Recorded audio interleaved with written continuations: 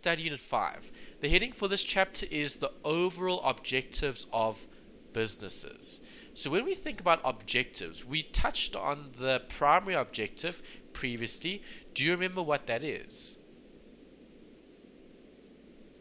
Sorry, sir? What's the primary objective of a business? Well, it's not to make profit. Is it about profits?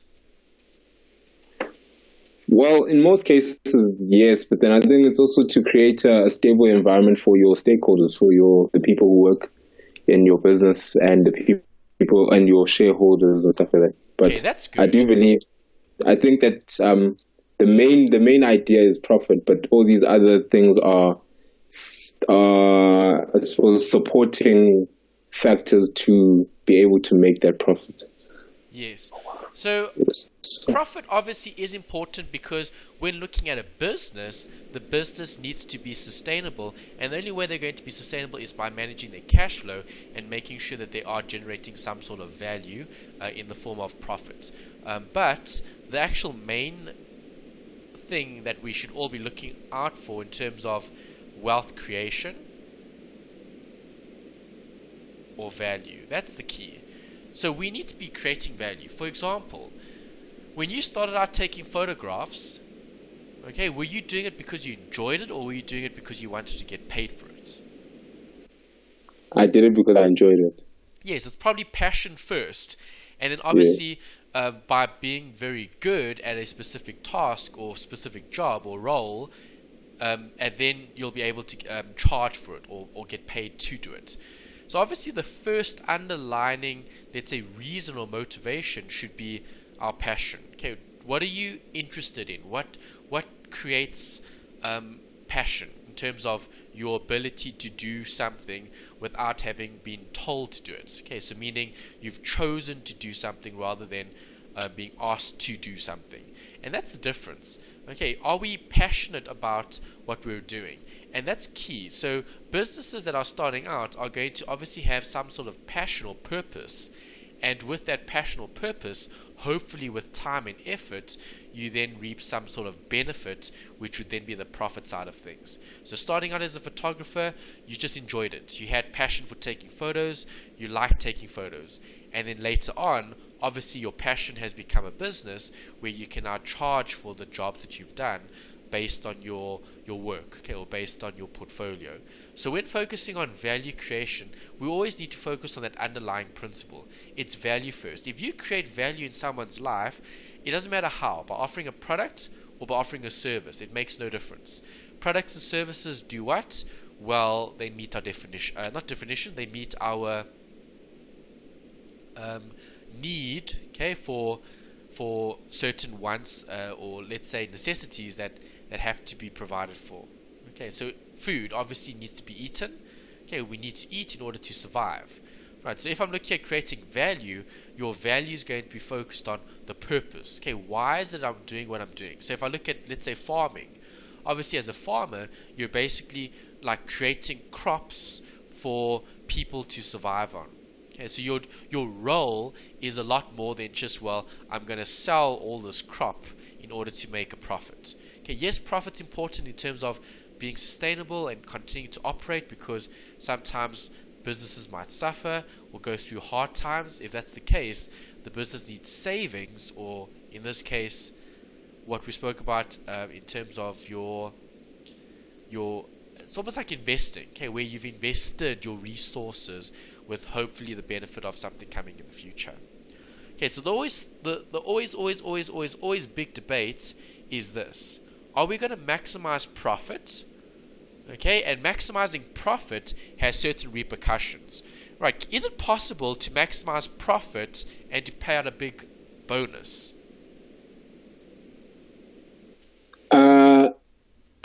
So I don't think so. So like it's you have to kind of find a middle ground, because if you are a car manufacturer, if you are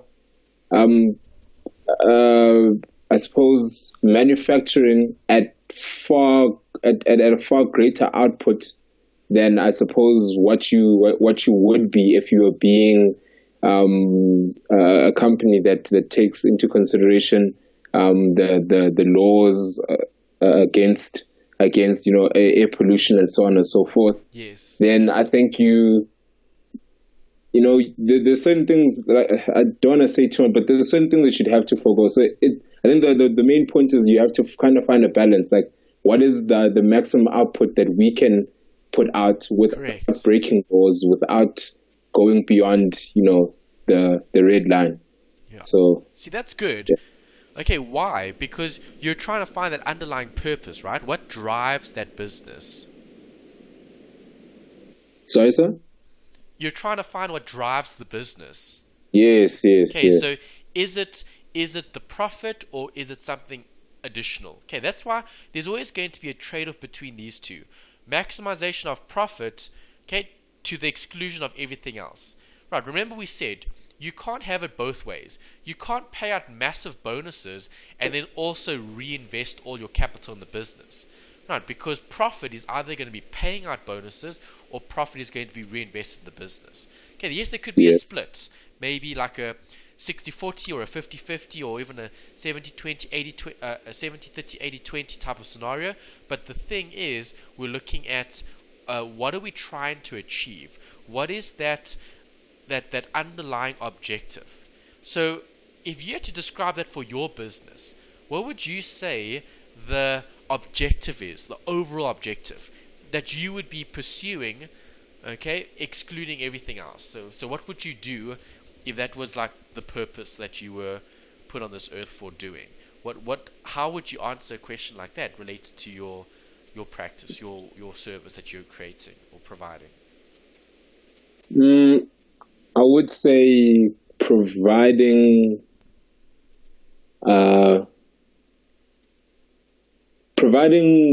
not just memories, but also providing quality memories.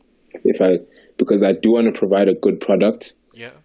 But I do want to provide also the memories of, wow, what a great time we had, or what a great time I had shooting this, or this event was amazing. Yeah. So but again, so bringing the quality, because that's always very important, and also bring in the fact that I'm trying to create some sort of memory for my client. Good. Okay, so it's like that memories that we spoke about. I think we touched on the like the mission last week, where we spoke about like capturing like the essence. Okay, so obviously we can only have this moment once in our lives. We can't go back and relive things. But obviously photography is a way to like capture all of that essence in a still shot. Okay, something that actually shows people or users exactly what's actually happening in this particular business. Okay, which is a difficult task. It's not very easy. And that's why CEOs have the big, let's say, burden, if you will, to manage and to control the behavior in order to try generate the best possible return, okay, or maximizing the return. So if I'm looking at profitability, obviously we calculate profitability by using what? Which accounts? Sure. Profitability. Do you mean like as in the statements? Or what do you mean? Profitability, yeah. So how would you calculate profitability? What would you be looking for? I would probably be looking for my income and expenses. Perfect. Yes. Okay, so it's as simple as that. Income and expenses would be an indication of your profitability. So profitability is going to be measured over a period of time or at one point in time. Which do you think? I think it's over a period of time. Definitely. Okay, we need a period of time in order to determine if performance has been good or bad, and that's going to tell us a bit more about the profitability. Something else to consider, income minus expenses. That's profitability. There are other ways to measure profits. You could look at things like EPS, earnings per share. You could look at things like DPS, dividends per share. You could be looking at share value. Okay, how much are the shares worth currently in the market? There's a few things that you could be looking at in order to determine what the actual value is. Okay, remember, value can be subjective. You might think something is so valuable, but someone else might not, because it all relates to perspective. Okay, what does that individual, or what is that individual trying to express, trying to communicate to its users? Right, when looking at accounting, financial accounting is very specific. Okay, we're obviously going to look at ratios, which are measures.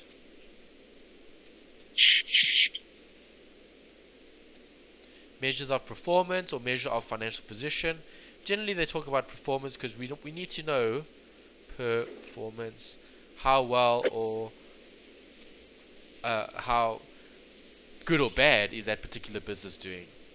Okay, so here they've given you EPS. Do you know what EPS stands for? Earnings per share. Correct. Okay, there's also a few others here. Return on assets as well. Okay, so return on assets and earnings per share. Which would you say is a better measure? Would it be better to measure the return on assets, or would it be better to measure the EPS? Is the one preferred over the other?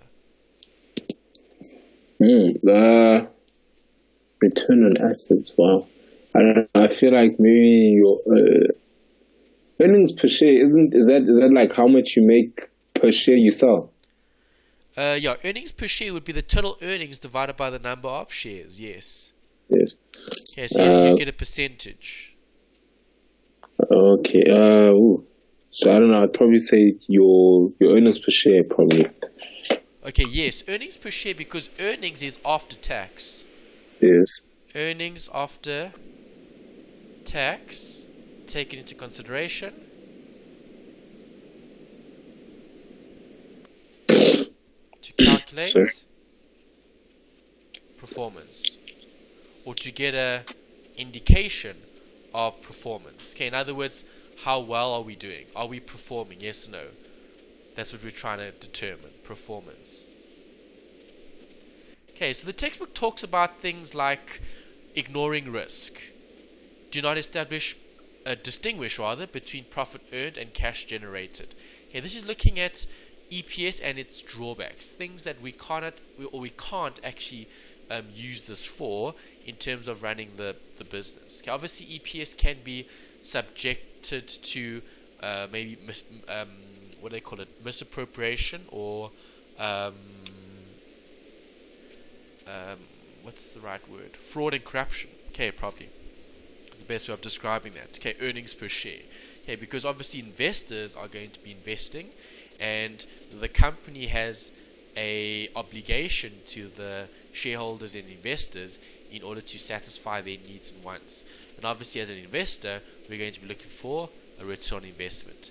So that sort of relates to like an agency problem, where you have two groups of individuals with different priorities. Okay, your priority is X, someone else's priority is Y. But when looking at the actual, let's say, what's the right way to put it? Probably performance or economic activity, maybe. That's something that you could use to describe it. Okay, if I'm looking at economic activity, obviously one business would be different from another based on its products and services. All businesses don't use the same phones. All businesses don't use the same gadgetry, okay, or let's say tools.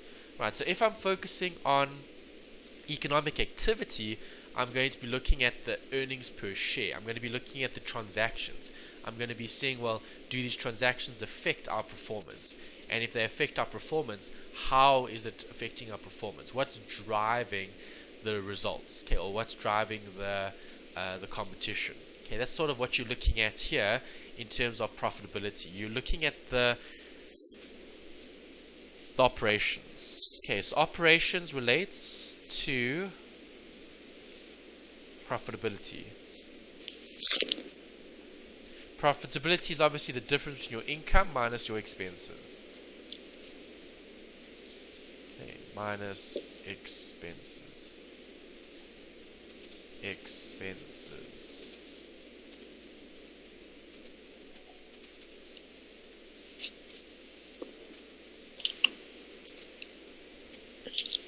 Okay, that gives us the profit. So we'll know what the profit is. Obviously, if the profit increases from year by year by year by year, is that a good or bad sign?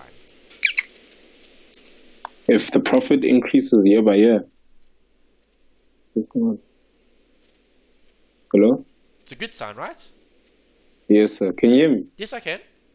Okay. Okay, so you said if the profit is increasing year by year by year by year, it's a good sign, yes, right? yes, sir, that's a good sign. Okay, but we don't only measure profit over, let's say, 6 months. We're going to measure profit over a longer period. Okay, and if I'm looking at a longer period, I'm obviously going to have to do certain calculations in order to get a measure of performance. Okay, so that's operations. Let's look at internal.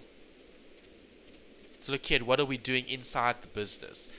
Are our processes very streamlined, or are our processes very long and complex and time consuming? Obviously, businesses value speed. So the faster you can do something, the more profitable the business will be going forward. Okay, because remember, businesses are going to be hopefully generating some sort of return on investment if they're going to be using someone's recommendation based on their operations. Okay, so what should they do? Remember, nothing is set in stone. We won't know if something will or won't work. So the best thing to do is actually to test the idea, to test and see what actually happens when we do this or when we do that. Okay, then we navigate and we change things as we go.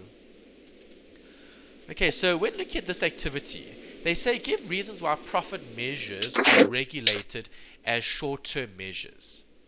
Regarded. Okay, obviously certain markets are regulated. We'll discuss that a bit later. Obviously we need a functioning market that has oversight. Someone's actually checking that everything is correct or accurate, rather than just taking someone's word for it. Yes. Okay, so when looking at this, what reasons would you give that would be indicative of public measures of profits, okay, or wealth, or benefits? What are some of the reasons why profit measures are regarded as short-term measures? Why are we looking at that as short-term? I think so. If we're looking at it at a short term, I think it's to be able to still be able to change. If something is not working over the short term, I think it's a lot better to be able to change it. So if we implement a specific strategy or specific kind of let me say a specific strategy within maybe the first 6 months of the year or the first 3 months of the year, if we're not starting to receive maybe adequate enough returns on that, we are able to change the strategy or the way that we're implementing it, or the way that we're doing it, in order for us to maximize our profitability, I imagine. Correct. Okay, so you're talking about maybe, let's say, cost reduction. Would cost reduction affect our profits? Would cost reduction affect our profits? Well, I think so. I think we're looking for the best products at the lowest prices, or the best, quickest products at the lowest prices, so that we are still able to have our income exceeding our expenses. Yes. So if income exceeds your expenses, would you be able, or would you be sustainable? Yeah, I would hope so. Yes, definitely. I think so.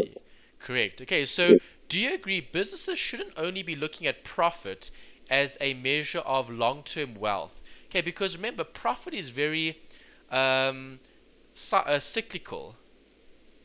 Yes. Okay, cyclical meaning cycles. Okay, so obviously the market goes up and down and up and down and up and down.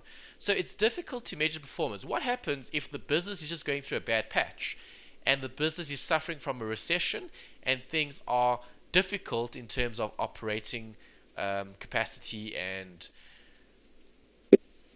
staff and resources and so on? But what won't change, or what is something that we can always consider when dealing with something like this, looking at a company's ability to be sustainable? Is profit the only measure or a measure? I think it's not the only measure, but it is a measure. Correct. It's not the only measure, and obviously more people are trying to become more, let's say, conservative. Okay, obviously in the current economic environment, and people are trying to maximize their value as much as possible. Okay, really trying to do a lot with what they've got. Okay, because remember, if I'm looking at long-term value maximization, notice the word is value here, not profits. Yes. Okay, so if you're focusing on long-term value, are you going to be making different decisions or slightly different decisions based on the legacy that you're going to be leaving versus how big is the paycheck? Yes. Because you're thinking probably a lot more long-term. Definitely. Okay, you would want to think more long-term purely because the business is in business and the business needs to be maintained. Okay, so obviously if I'm trying to maintain the business, I'm going to be looking at maximizing wealth or maximizing value. That's the key. And can you create something valuable or worth a lot in the short term? No. No, you can't. Okay, in the short term, that I can use to pay for bills, that's what I can use to keep the business operating, that's the bills I can, or the money or resources I can use to pay for a sponsor in terms of maybe marketing, advertising, or the general costs associated with actually hosting an event. Okay, there's a lot that goes into hosting an actual event, but it all goes or all forms part of the maximizing value. Okay, what value are investors or owners going to take away from this particular, let's say, decision? Okay, so if you choose to do something, right, what benefit do we have long term? Okay, because most people are very short-sighted, so they're just looking at the current situation and they're making decisions based on the current situation versus people that are looking more long-term and making decisions based on their long-term strategy rather than just their short-term gain. Yes. Okay. I think when you take a client, are you considering that? Are you considering the long-term value maximization, or are you considering just the short-term benefit or gain? Wow. I don't think I've ever really thought of it, but obviously, I think for me, it's obviously a lot more long-term because everything in my industry takes time to accumulate. Yes. So, yeah, so it's always a lot more long-term. It's always getting through the what I'm doing right now and doing it to the best of my ability, so that I'm able to be opened to those bigger markets and those bigger jobs as well one day. Correct. Yeah. So if we're talking about your decision making, okay, do you ever think about capital? Yes. I do. I mean, from when I first started, or what I used to do is I actually used to do like actual income and expenses tables and books and stuff. Yes. Why was that important? What is capital exactly? What is it trying to do? Well, the way that I understand capital, it's I suppose I'm looking at it as a capital contribution. So what the owners are putting into the business that will hopefully be able to generate income. Perfect. Okay, so obviously capital is what we're actually initially investing in. So, for example, if I had to ask you, how did you finance your first camera? Was it a gift? Was it something that you had to buy? Was it a loan? How did you finance the actual equipment when starting out as a photographer? My first camera came as a gift. And then through that, I was able to work. So everything that I do almost becomes a capital contribution back to the business, because the first camera I had was a gift, and then I worked and I saved money to buy lights, so strobe lights and all of these things, and then I bought those, and I suppose they became assets within the business. Then I worked some more, and then I had enough money to buy a screen and a backdrop, and that also formed part of another asset. Worked again, was able to purchase another camera. So yeah, that's how I've always done it. Okay, and it sounds like you're really looking after that capital because you've actually assigned resources to it. So obviously if businesses are assigning resources to certain items, they're going to hopefully be more careful when using those items versus if they weren't responsible. Okay, so do you still remember what delegation is? I still remember what, sir?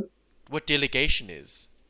Yes, What is sir. What it? did isn't delegating, assigning tasks to different people or different structures, I suppose, And trusting that they're going to do fulfill it. their duties. Okay, Yes, yeah. So we're not going to micromanage, but we're going to supervise delegate. and Yes. maybe recommend. Okay, so the textbook gives you stages here. Right, obviously set the objective. Number two, look at the capital. Okay, so what are we going to actually invest? How much resources do we have? Three is to manage the business, okay, with long-term value. Right, so are we going to take all the capital and invest it all today? Or are we going to be maybe looking for opportunities to grow the capital? I think we're going to be looking for opportunities to grow the capital. Yes, it could be a bit of both actually. Okay, so you could be looking at ways to try grow capital, or you could be looking at the actual payoff, okay, in terms of the long-term, how can I say, reward, rather Yeah. than the short-term. Okay, because remember, when making decisions, there's always an opportunity cost. Okay, you might have heard of this in economics. What is an opportunity Yeah. cost? If I remember, that was long ago. I think it's a cost that that you're able to get a return on, if I'm not mistaken. Not quite. It's something that you Oh, forego. It's the items that you oh forego. yes, did you Forgo. forgo in order to take something? Yes, so Okay, so meaning certain things you can't have both options or answers. Okay, either you can have the one or you can have the other. So there's a decision that needs to be made in relation to the business's operations. Okay, what is it that I'm going to be doing? What is it that I should be doing? And that's something to always consider. Okay, so opportunity cost is what you're actually giving up almost. Okay, then they give you an activity here looking at the maximization of long-term value. Right, so do you or are you going to want to grow this into a company, or are you happy just to keep it as is and running it as you are, which is very independent? You probably have more freedom in terms of your creative space. So, what have you decided? What is the actual long-term wealth maximization, let's say, goal or objective for your business? Is there one? well, for me, it used to be that I wanted it to be a company that is not just centered around myself, but that employs other younger photographers that might have the same vision as I do. But that was before I realized that I'd really actually want to just do accounting for the rest of my life. So I really would love to keep it as a part-time.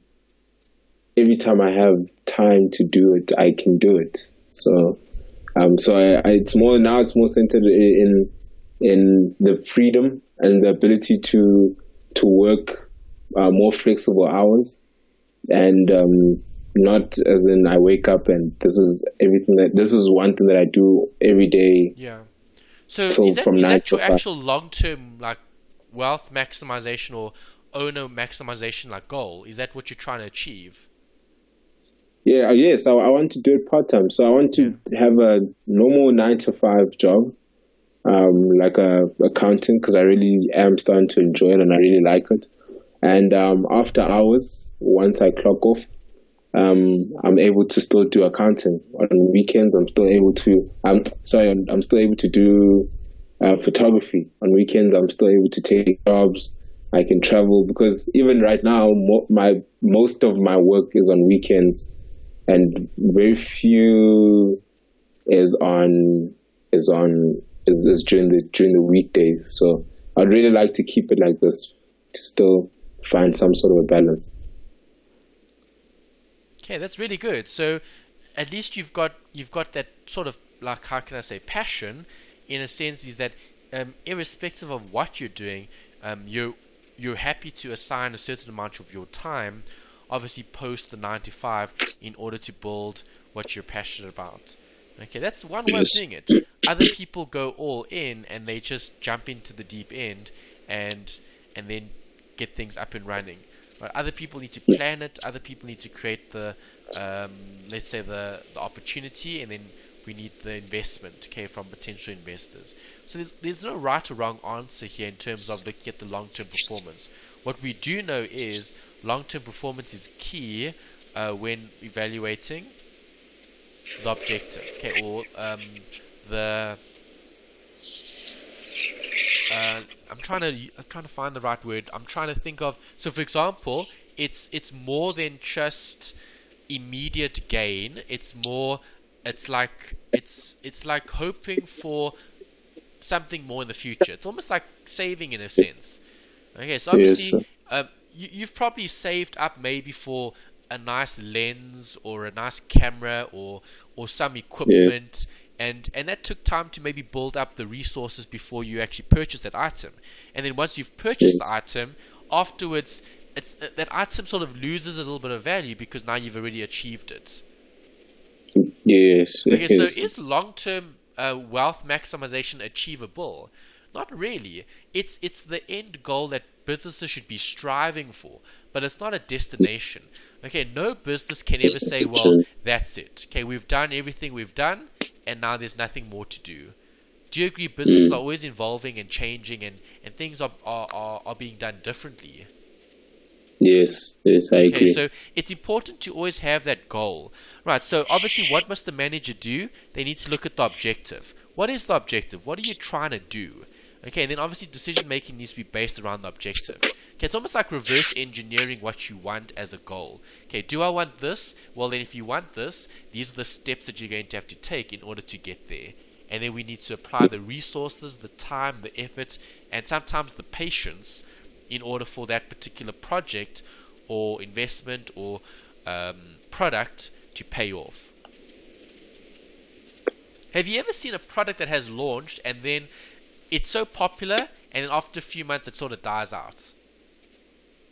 I think I have. Okay, well excuse me. Actually, I was thinking of the same thing today because I got a chance to actually try out Popeyes, and I just kind of didn't understand like the whole hoo-ha about it, and I thought, this is not. I don't think this is going to be a company that's going to stay for that long because I don't taste anything different to, probably like their next biggest competitor in South Africa, which is maybe a KFC or Chicken Licken, if you want to say. So I didn't taste the difference between Popeyes and KFC, and I think because KFC is a much trusted and stronger brand in our country, I think it's more likely to stay longer than Popeyes is. That's my opinion. Yeah. Because I just couldn't really taste. But one that I can think of off the bat, I can't really think of anything. But Cinnabon is also like slowing down a little. I don't know if it's me or. But also, I remember. Do you remember what was that frozen yogurt company? Wakaberry. They came in and they were, the first year they were driving people crazy. Yeah. And so now, do you agree? The strategy there might have been more short term than long term. Yes. Because did they adapt? Did they change? Not really. No, they didn't. They kind of offered the same thing until it got boring. Yeah. And now after it's boring and no one really wants it anymore, then the business basically sort of collapses. Yeah. Okay, so you don't see as many of those businesses. I've seen one or two other like personally branded like small type of like Wackerberry type of stores, but obviously it's not like a growing franchise. It's not something that has a long-term, let's say, value or payoff at the end. It's very like immediate. Yeah. Okay, so there needs to be steps with everything, and that's why they've given you some things to consider here in terms of that diagram that we saw earlier. Something else they talk about here is sustainability. Okay, so what makes a business sustainable? What determines a sustainable business? Oh, you asking me, sir? Yes. What's the core? What's the objective? What's the reasoning behind sustainability?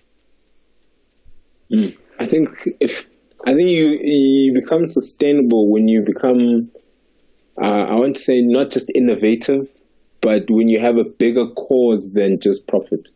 Because when you have a bigger driving factor, bigger passion than just making money, I think your business starts to become a lot more sustainable. Because you are, if for example, if you're a yogurt company, you're able to be innovative. You're able to think outside of the box. Maybe we can turn our business into this and turn it into that. Yes. And also providing, I think another thing with sustainability is, in many cases, having a lot of it's a moral. I don't know how to explain it, but being able to relate to your customer far beyond just the product. So definitely. Your customer is able to relate to, maybe if you have a frozen yogurt company, it becomes part of their lifestyle, becomes part of their family, becomes once you create those things, you start to become a lot more sustainable within the market. Yeah, and sustainability looks at a lot of like almost legacy as well, because obviously the longer you operate, there's going to be some sort of legacy that's going to be left behind. And the legacy, as you said, depends a lot on maybe the quality of the product. It depends on maybe the features of the product. It could be a whole host of different things. Maybe the brand name or the marketing or the advertising, so the perception. Okay, because obviously if certain businesses are perceived to be, let's say, not in the best interest of the public, and then there could be dire consequences for a business like that. Okay, businesses that are suffering. So, for example, let's talk about SAA. Good or bad company? Bad. Why do you say that? They provide a needed service, because people have to travel for business, for leisure, for anything. But however, I think their governance, I suppose, is what has letting them down. But they have a good brand. They have a good brand or good product. It's just the governance within the company and how they're doing things is what is letting them down. Yeah, so SA has been in the news for quite a bit, and they still are. So maybe just to discuss that, in terms of profit, do you think SA is making a profit or a loss? No, loss. Okay, so if it's a loss, how much do you think they're making as a loss? Oh man, this was in the news not too long ago. Oh my word, I don't know, but it has to be millions to billions. Millions. Okay, so how much million? I'll throw on maybe just 500 million. Okay, 500 million as a loss. Fine. Yes. Right. Do you think they have assets and liabilities? Yes. How much do you think they have? In assets, wow. Oh wow. I don't know. How many planes? It has to be million. Is this still a number? I must guess a number. Yeah, guess a number. Oh my word! I want to say at least 1 billion, if not more. Probably a lot more. And I don't know how much the plane is. Liability has to exceed, so maybe 1.5 billion, 1.5. I don't know. Okay, 1.5 billion. Okay, so you're going with liabilities exceeding assets. Yeah, they're making a loss. Okay, that's interesting. Okay, and I'm surprised you went that rude. Most people wouldn't have said that, but you did. So that means you are following news quite closely. Yes. Okay, so if we had to look at the actual SAA performance, okay, let's open that. Okay, so this is obviously the SAA annual report. Okay, remember, South African Airways is a public company, so this is public information. Yes. Okay, if we scroll down to the financials and we look at sustainability. Okay, remember, what does sustainability mean? Sustainability means we can operate in the foreseeable future without going bankrupt. So Okay, going concern, basically. like a going concern, exactly. Okay, so if you bring in the accounting, that's exactly what you're looking at. You're looking at the firm's ability to continue operating. Yes. Okay, come on, where is the, yeah, there's the key financial data.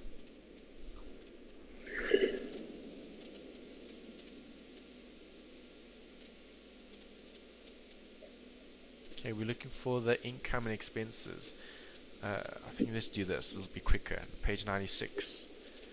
Okay, on page 96, just before that page, you've got there. Okay, group and company statement of profit or loss and other comprehensive income. Okay, that's looking at profit and loss.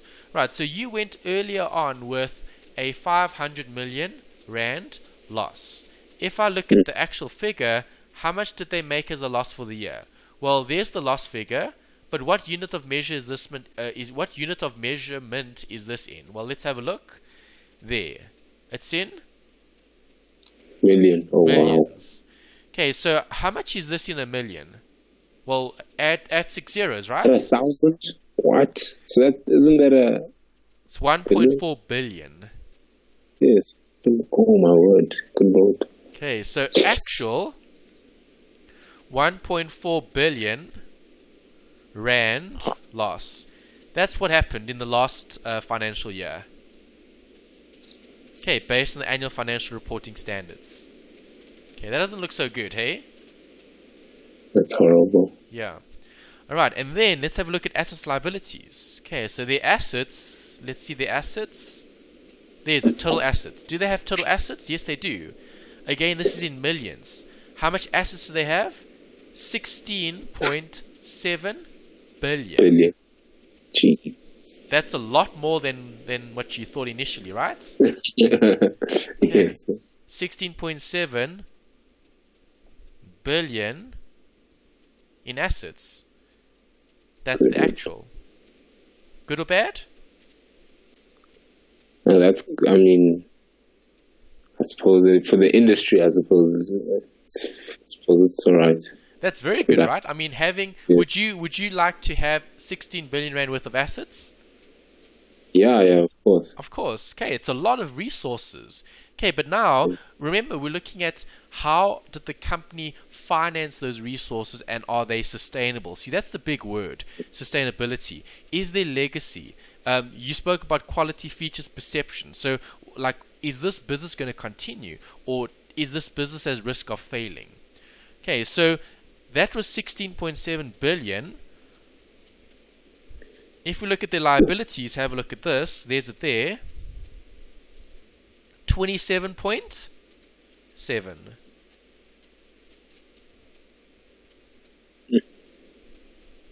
Good or bad? Bad. Definitely. Okay, and that's the type of situation that they're in, and that's why this big question has come up. Are they sustainable? Is SAA a sustainable business? Well, looking at the numbers, looking at the last annual financial report, the picture doesn't look too good. Why? Because they're making a loss, and if I look at the assets and liabilities, their liabilities far exceed the assets. Right, yes. So that means if SAA had to sell all their assets today, and they could accumulate 16.7 billion, they would have to use all of that to pay off liabilities, and they would still be owing.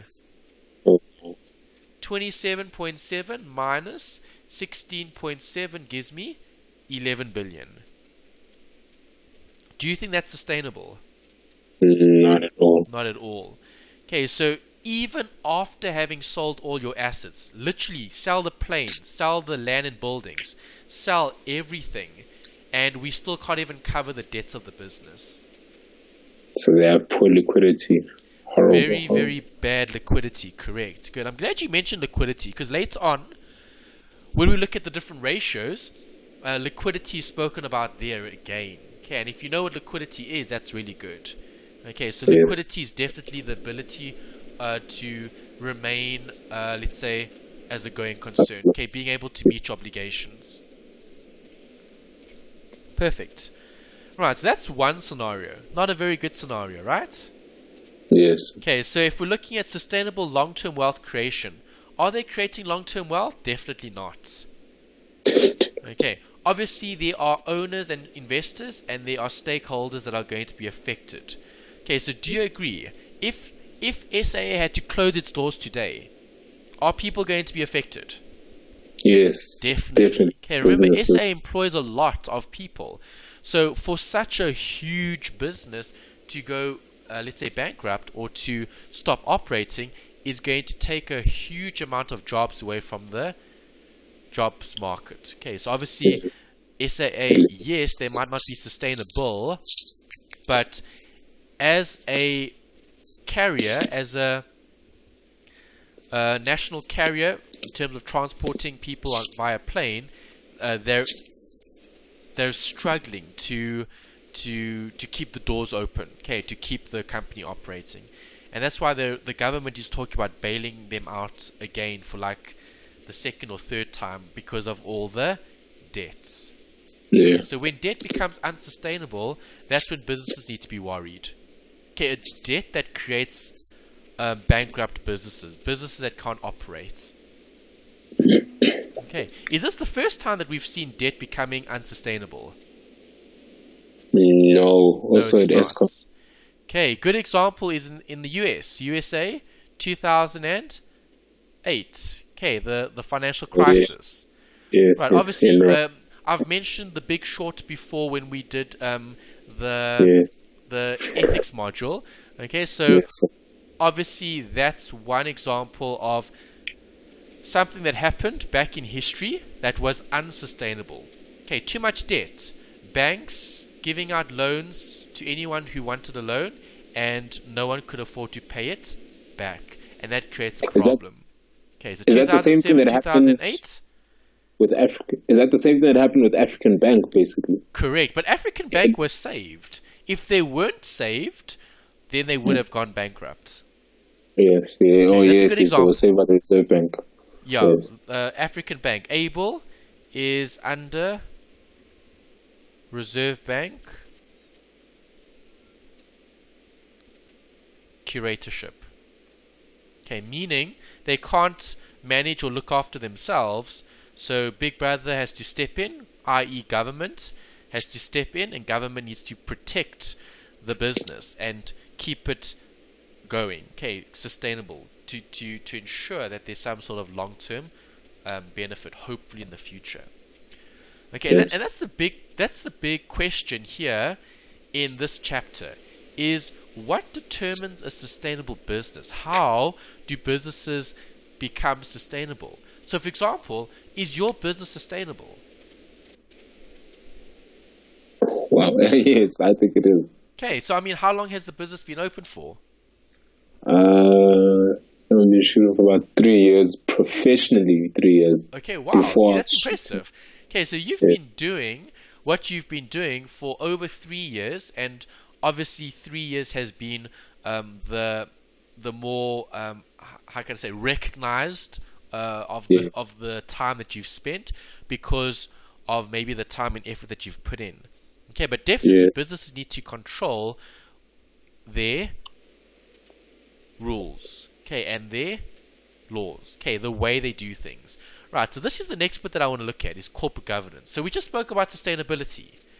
Okay, are Yes. businesses sustainable? Yes, if they manage and monitor their operations. Okay, so what do you think corporate governance is then? Ooh, corporate governance. I think it's.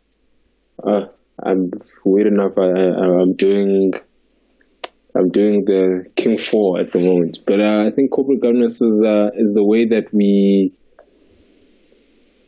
I don't want to say the way the corporate world is covered, but it's the rules and the regulations that are set in place to, I suppose, to make the company sustainable in a specific way, in a certain way. Okay, what's the certain way? Well, it talks of in the module that I do, the other module, it talks of of of I suppose how the company needs to conduct business in Yes. order for them um to be well, You're it also touching on the right point. What is all of that going to be referring to? How businesses do business. What is that looking at? well, I suppose it doesn't touch on sustainability as well. Partly, but it's more the Yes. culture, okay? Yes. Fairness, ethics, morals. Okay, is it possible to run a business that's sustainable that is dealing in illegal activities? No, I don't know. Well, it is sustainable because those illegal activities would be creating income for those criminals. But is it ethical? Is it fair? Is it No, moral? no. No, definitely not. Okay, so corporate governance is looking at that. It's looking at the way we do certain things. Okay, it's trying to bring in a level of oversight or monitoring to make sure that business is good business and business isn't unethical. Okay, because remember, businesses have a lot of resources, and if businesses abuse their resources, that can actually create more problems than solutions. Yes. Okay, so with corporate governance, I'm glad you mentioned King 4. There's an article here from PwC talk about the King 3 report. The release of King 3 was in 2009, okay, and represents a significant milestone in the evolution of corporate governance. Why do you think this came out in 2009? What happened in 2008?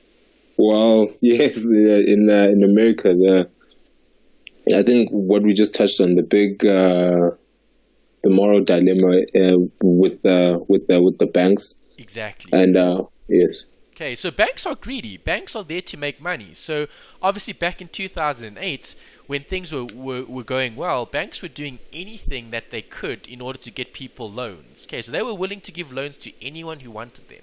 And obviously not everyone can afford the loan.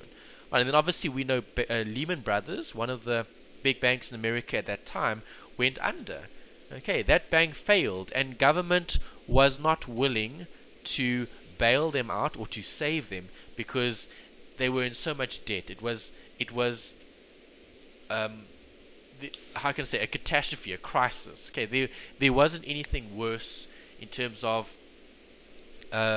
loans becoming too much, okay, or debt becoming too much. Right, and that's something that they're looking at here. Okay, obviously, King 3 is going to be focusing on good corporate governance. That's what they mentioned. Okay, we believe that free enterprise prospers in an environment of good and balanced corporate governance. Notice how they've phrased it.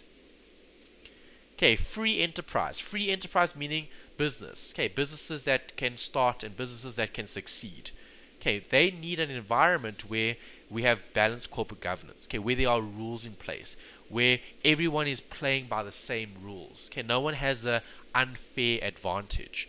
Okay, everyone is following the same principles. Okay, that's what it's trying to maintain, and that's why they're obviously looking at amending and changing. And obviously, the latest King 4 is something that they've put here as a related article relating to the summary and how this is going to affect South Africa. Okay, obviously, moving forward. Now, this was in 2016. Right, so very, very, very recent, and this is obviously looking at transparency. Okay, transparency meaning everybody being able to see what you do. Well, correct. everybody, yes. Yeah, so companies being transparent. So if companies are doing business, companies have an obligation to be transparent. Okay, if they're doing business with the public, surely at some level they should be truthful and honest or transparent. Yes. Okay, meaning everything should be known to the public if they're a public company. Okay, so this is something that's being spoken about and being implemented in terms of trying to get corporates to become better, citizens. Okay, because remember, corporates, big business is still part of the country. Okay, Yes, they're very important role players. And if big businesses don't play their part, right, the large majority can actually suffer.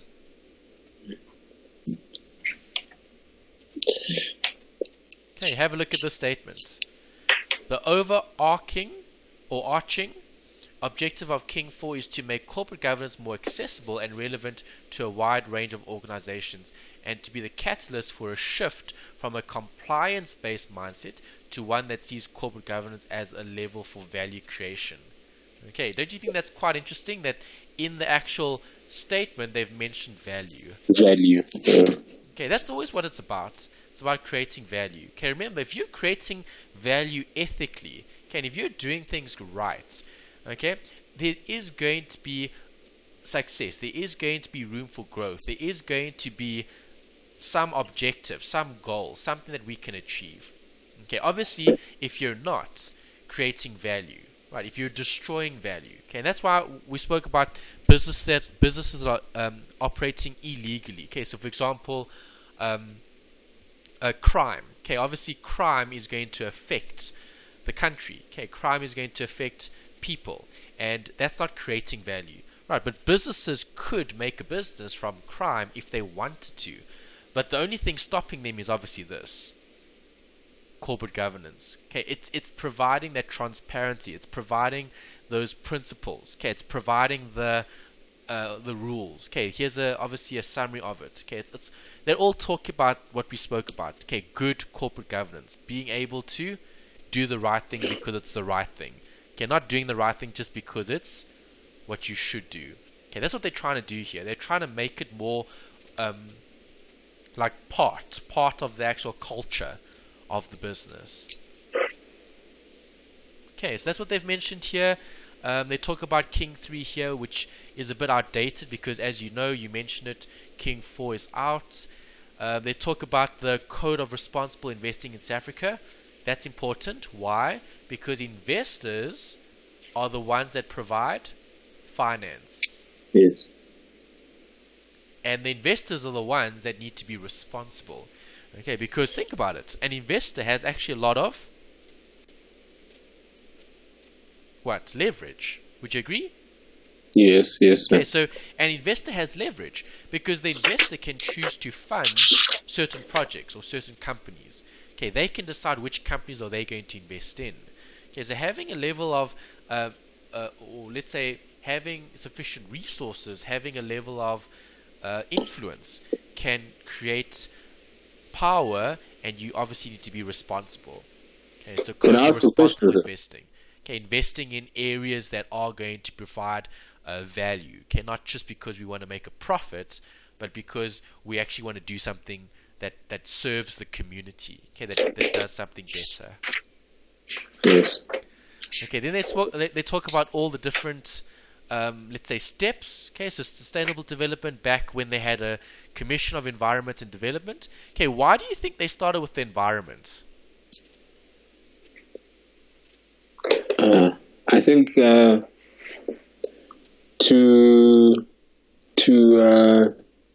minimize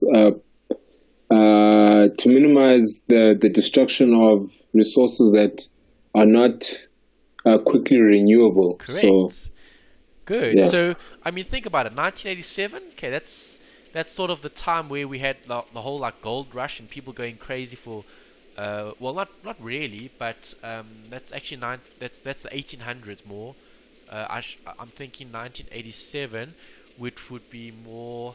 What would happen there? Probably TV. Probably the invention of TV, and I think radio is probably around longer than that. But I think TV was probably created in the 1980s. Let's just check that.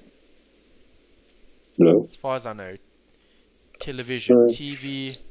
Invented was it in the 1980s? Well, in South Africa, obviously, invented. When was the TV invented? Okay, TV was invented in the 1920s.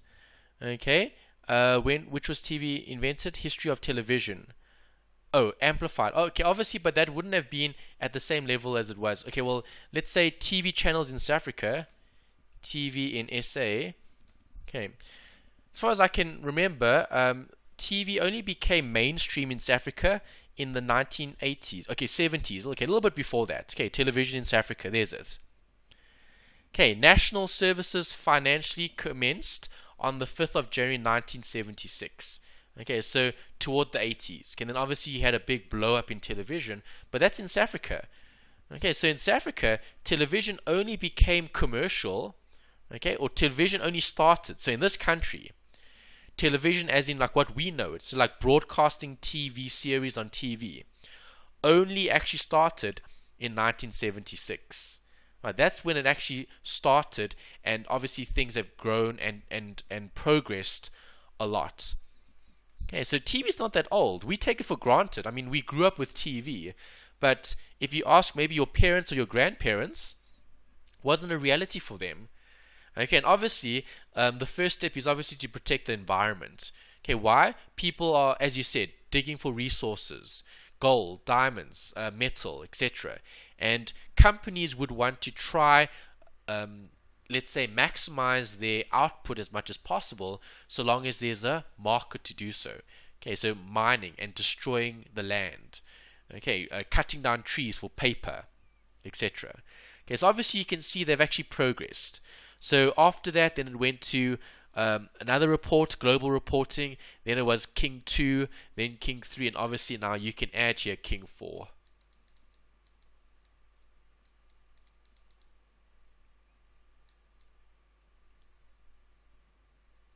Four, I think it should be the 1-4, 1V, 1V, not VI. Okay, VI 6. Okay, so that's something to consider. We're looking at corporate governance, the rules. Right, then they say, describe in your own words how sustainable long-term wealth creation is. What do you think? Is it sustainable?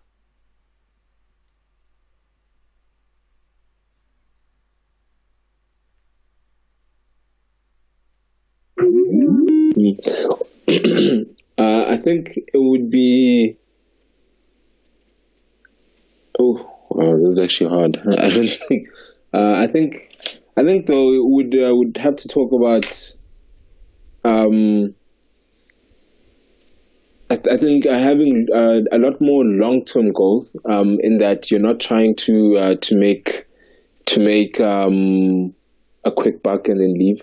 Also, with being able to reinvest adequate amounts of your profit back into the business, perhaps for new acquisition of assets in some cases, assets that will obviously help you generate more long-term value and wealth. I think also creating lasting relationships with your creditors, with your suppliers and your debtors. Obviously, especially with your creditors and your suppliers, because you're trying to gain more access to things such as larger credit facilities. Those are certain things that I would imagine that are indicative of someone who is trying to be in the industry for a much longer period of time, and trying to create more sustainable wealth within the long period. Okay, so the key word is sustainable, hey? So sustainable is obviously doing the right thing, because if you don't do the right thing, what happens? Well, not only do you find your company on the bad side, on the wrong side of the law, but also I think it gives off a very bad impression of your company and your business to potential investors and other customers as well. Correct, yeah. So obviously sustainable is obviously keeping the doors open. So if a business isn't following the rules and they're not acting ethically, all right, obviously those businesses are going to fail. Okay, so for example, WorldCom, Arthur Anderson, what is the other one? Enron. Okay, those are all big cases of bad corporate governance. Things not being done correctly. Okay. That's true. All right, then they talk about globalization. Obviously, we're living in a world that's very global. The world is a very small place now than it was before. I mean, you can literally contact anyone anywhere in the world from the comfort of your home, right? I mean, we're using technology right now to our benefit, and that's globalization. Okay, the world is smaller. Okay, so obviously companies are using technology in order to operate. Companies are using and leveraging technology to be more efficient. Okay, they're using technology to disrupt certain industries. Okay, you've probably heard of disruption. Yes. It's a big word that's being spoken about a lot now, more so than it has ever been, because of all the amount of disruption. So, for example, best example could be Uber. Yes. Okay, whether you love Uber or hate Uber, they've disrupted the market. Traveling will never ever be the same after they've created a app. Yes. Okay, so that's just. I think also Airbnb is correct. I think, but then I think it's been a bigger disruption overseas more than here. But I think it's also a company that falls under that bracket. Definitely, yeah. Those are good examples. I mean, there's a lot. Any technology company that is global has done some sort of disruption. Right? Even like your Facebook and your Google, they've done a lot of disruption. They've changed the way we do things. And they've become so, like, everyday, let's say, like necessities almost. It's almost become like part of daily life. Yes. Okay.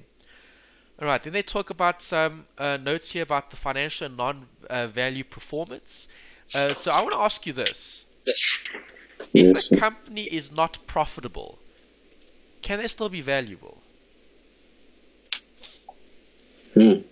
Well, I think so, sir. Correct. So, for example, SAA, it's a valuable company. The profitability might be questionable, but it is, like I said before, it's still a necessity in our everyday lives. Travel, for business, for leisure, for anything is still very valuable. Correct. Profitability is a different question, though.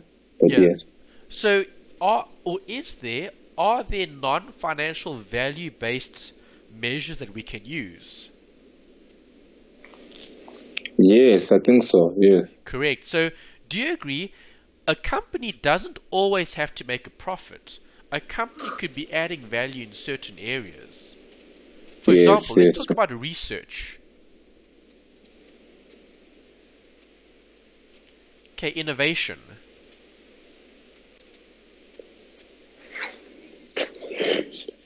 Okay, sometimes those, let's say, projects don't actually create anything that would be, let's say, sellable. Okay, we can't really sell anything, but the research and the innovation might be able to help improve the way businesses do certain things. Okay, maybe like a new system or a better way of doing certain things.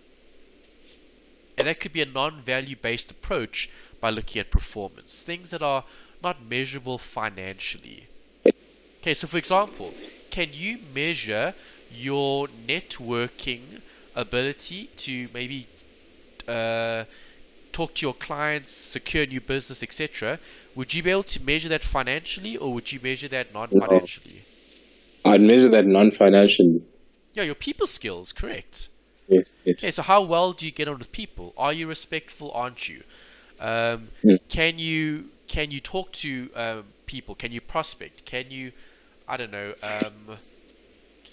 can you explain your product or service? So there's a lot, and that all deals with non-financial, okay, things that we can't really measure, but it's things that are important in terms of performance. Businesses still need those skills. Businesses still need those tools, if you will, okay, things that we use to keep operating. Okay, so that was just a bit there, and then that's the end of that chapter. Right, the last two aren't as long as the first one. Okay, that was probably the longest one out of the ones that we need to look at today.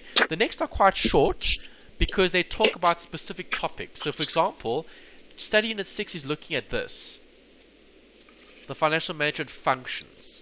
Okay, so what do you think a function is? What is a function?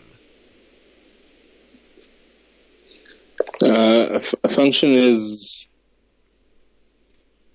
not how you do things, but I suppose what does it help in a way?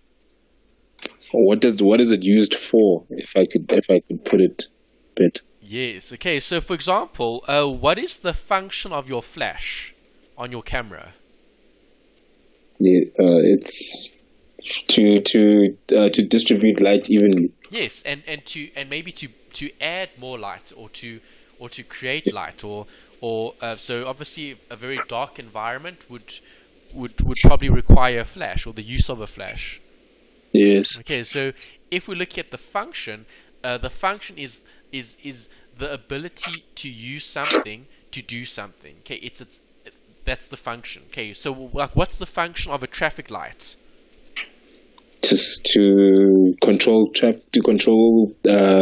motor vehicles and traffic. Exactly, yeah. To monitor and maintain the flow of traffic. Okay, if we didn't have traffic lights in certain areas, the roads will be perhaps more dangerous or more hazardous. Yes. Okay, so we're looking at what here? Financial management functions. Okay, so as a financial manager, what function do you think we're going to have? What is our role? You actually touched on this earlier when you spoke about something. I'll mention it again later, but you kind of led into this discussion earlier. Well, obviously, managing the finances of the business, Hey, what does that knowing involve? what. That's a very broad statement. Yes. Well, I think knowing what to do with the finance. So what can we do with finance? At what?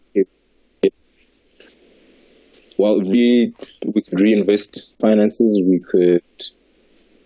We could purchase. New inventory, or not just inventory, but new assets. In some cases, some people go as far as that goes part of reinvesting, but then also loaning out some of your finances. Some people go as far as doing that, and yeah. Okay, good. So you're right. There are different areas where you can use money in terms of financing. Okay, you can either use it for operations.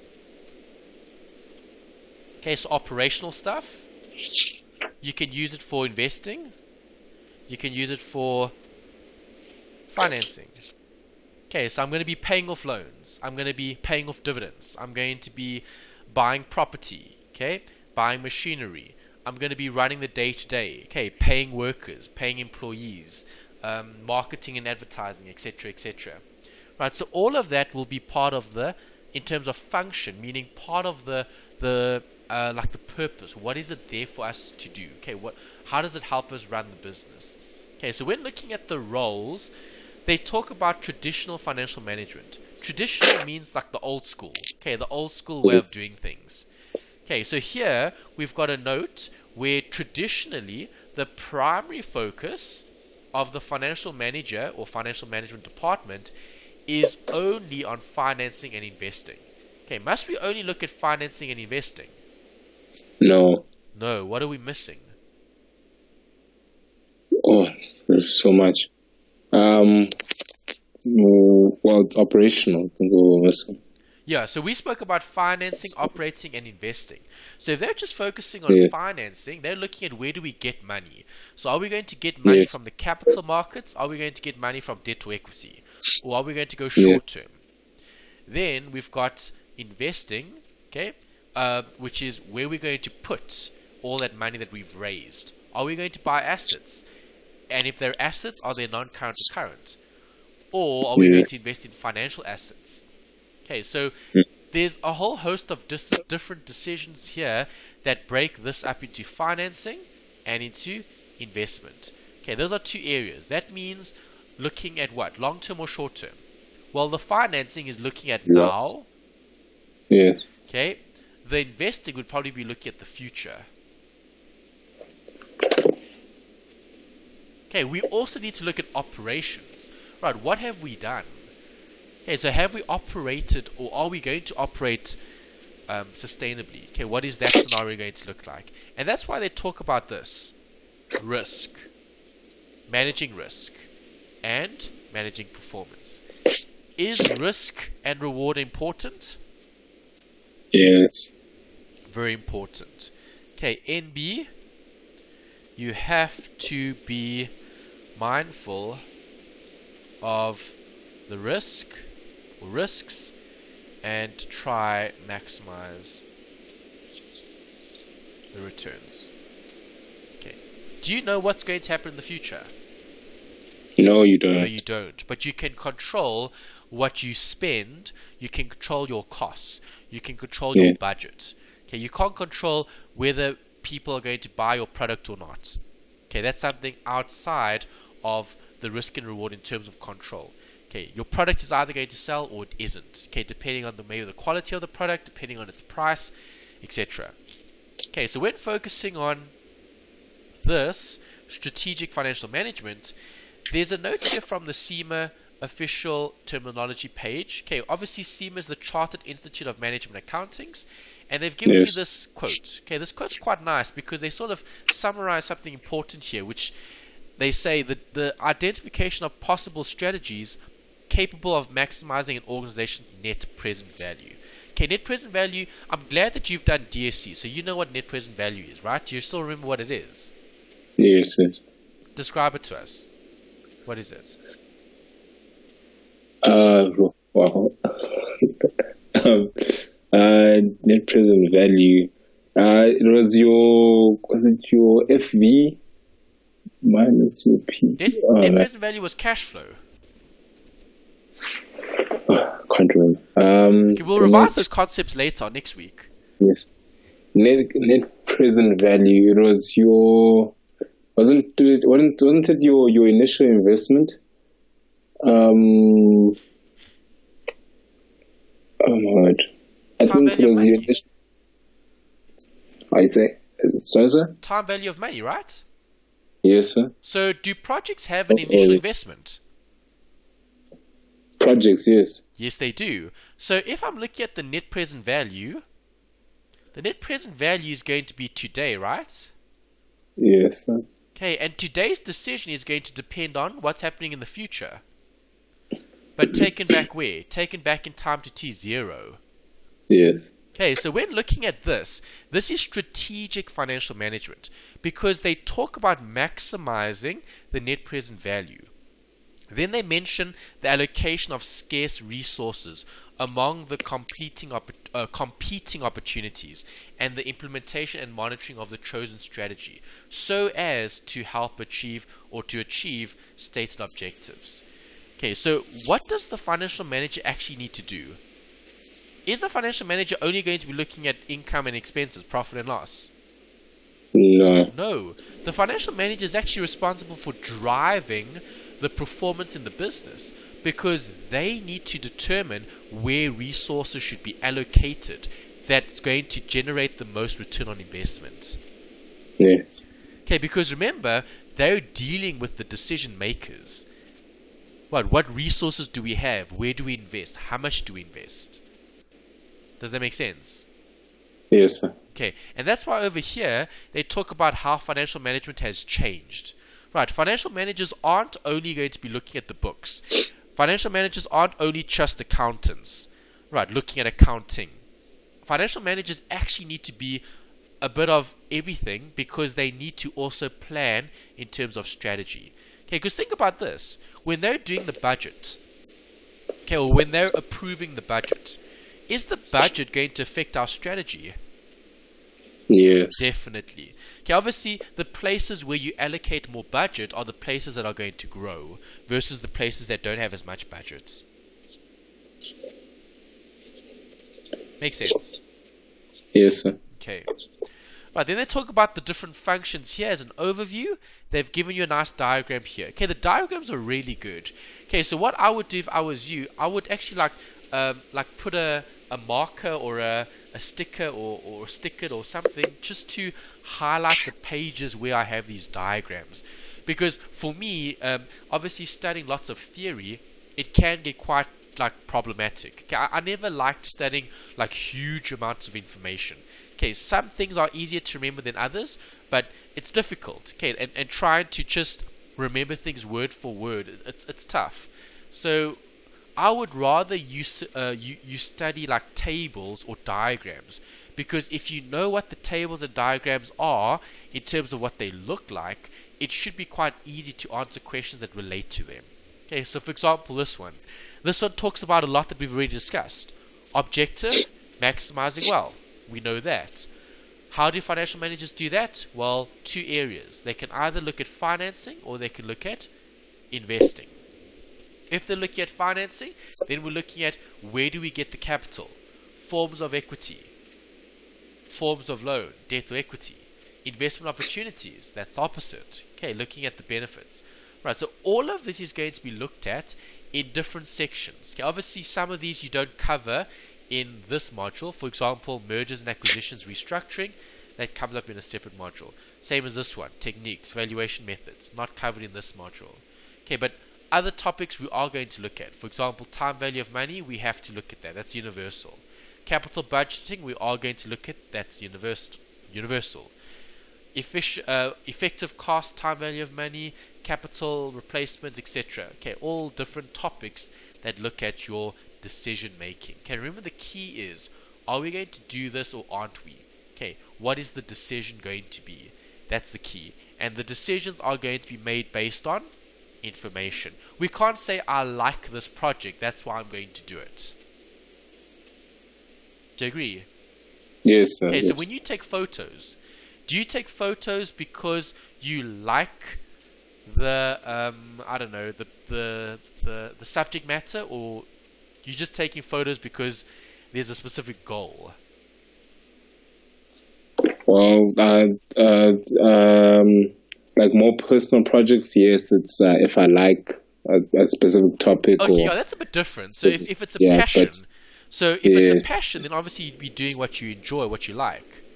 Yes. Yeah. So okay, so maybe you could change the discussion slightly if you're looking at that point of it. Okay. So, but remember, if we're just focusing on financial management, are financial managers going to consider your passion? No. No. Okay, your passion isn't going to pay for the bills, then that's not going to help the business. Right? Yeah. Unless you can make your passion something that can pay the bills, then that's a different story. Yeah. Okay, so for example, you're making your passion something that can help you sustain your business. Okay, taking photographs. Okay, you're good at it, you enjoy it, and now it's become a business. Okay, there are opportunities that allow you to achieve that long-term objective. Makes sense? Yes, sir. Okay. How are we doing? Still okay? Oh, no, I'm still okay, sir. Still okay. I just keep writing down notes as you're talking, sir. Okay, great. Alright, so last bit is study unit 7. This is the very short chapter. A lot of this you've probably looked at in other modules. Have you done FAC 1601? FAC 1601. You probably have, because you're doing FAC 2601 or 2602. Yes. I can't remember which one you mentioned. I don't know. Was it I've got like the list of the modules here. I just didn't write the subject codes on them, but I think I have, because that's first year. Because you're doing second year financial accounting now, right? Yes. Sir. Okay, you're doing FAC, what, 1601 or 1602? What now? Now I'm doing 2602, sir. 1602. The selected accounting standards and 2602, you mean? Yeah, that's what I'm doing now. 2602. Yes. Okay, so yeah, then you had to have covered 1601 at some point in time in the past. Okay, so obviously I don't think I lectured that for you, the 1601. Can't remember you being in that class, but 1601 is different. Why? Because it looks at the different forms of ownership. That's why I'm mentioning it here. Forms of ownership. It's not the only place where it comes up. It also comes up in other areas as well. Okay, but that's just one area where it has come up, where they talk about the different forms of ownership. Right. It also comes up in management modules as well. it comes up in this module again. Okay, legal forms and businesses and how they're structured. Okay, I like diagrams because it really makes studying easier. So when focusing on legal forms of ownership, let's think about this. What types of businesses do you get? Well, you have a private, public company.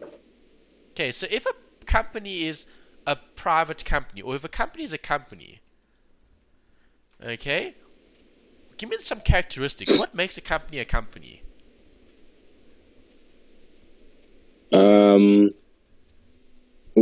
Well, they must have, I suppose, the goal of making, providing either value or making a sort of a profit. No, but what makes a company a company? All companies or all businesses are going to want to make a profit and create value. Yeah, I understand. I think that they're supplying services that that are needed within the within a specific market.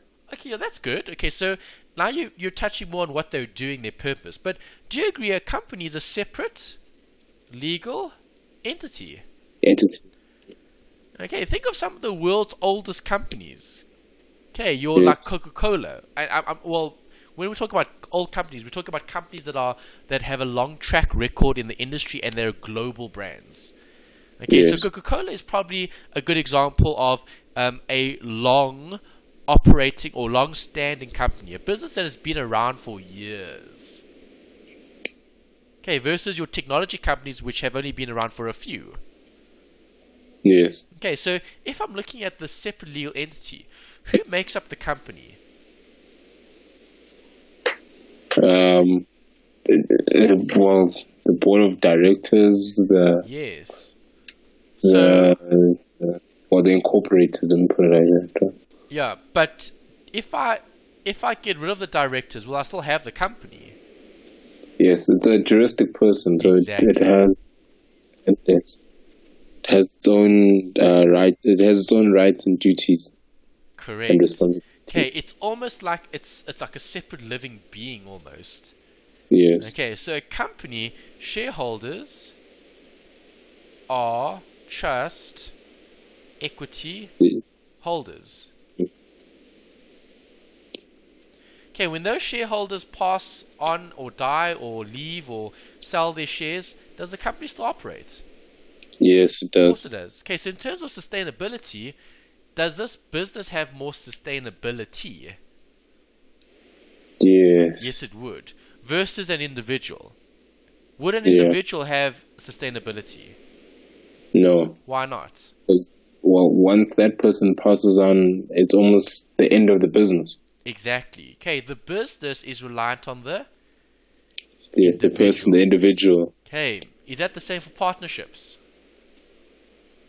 Yeah, I think so. Well, no, yeah, I think so, actually, yes. It is the same for partnerships. Okay, yes. Partnerships also rely on the actual partners. People. Why? Because the partners make up the business. Do you agree? Yes. Okay, so if I'm looking at a business where I have an individual or individuals, a partnership or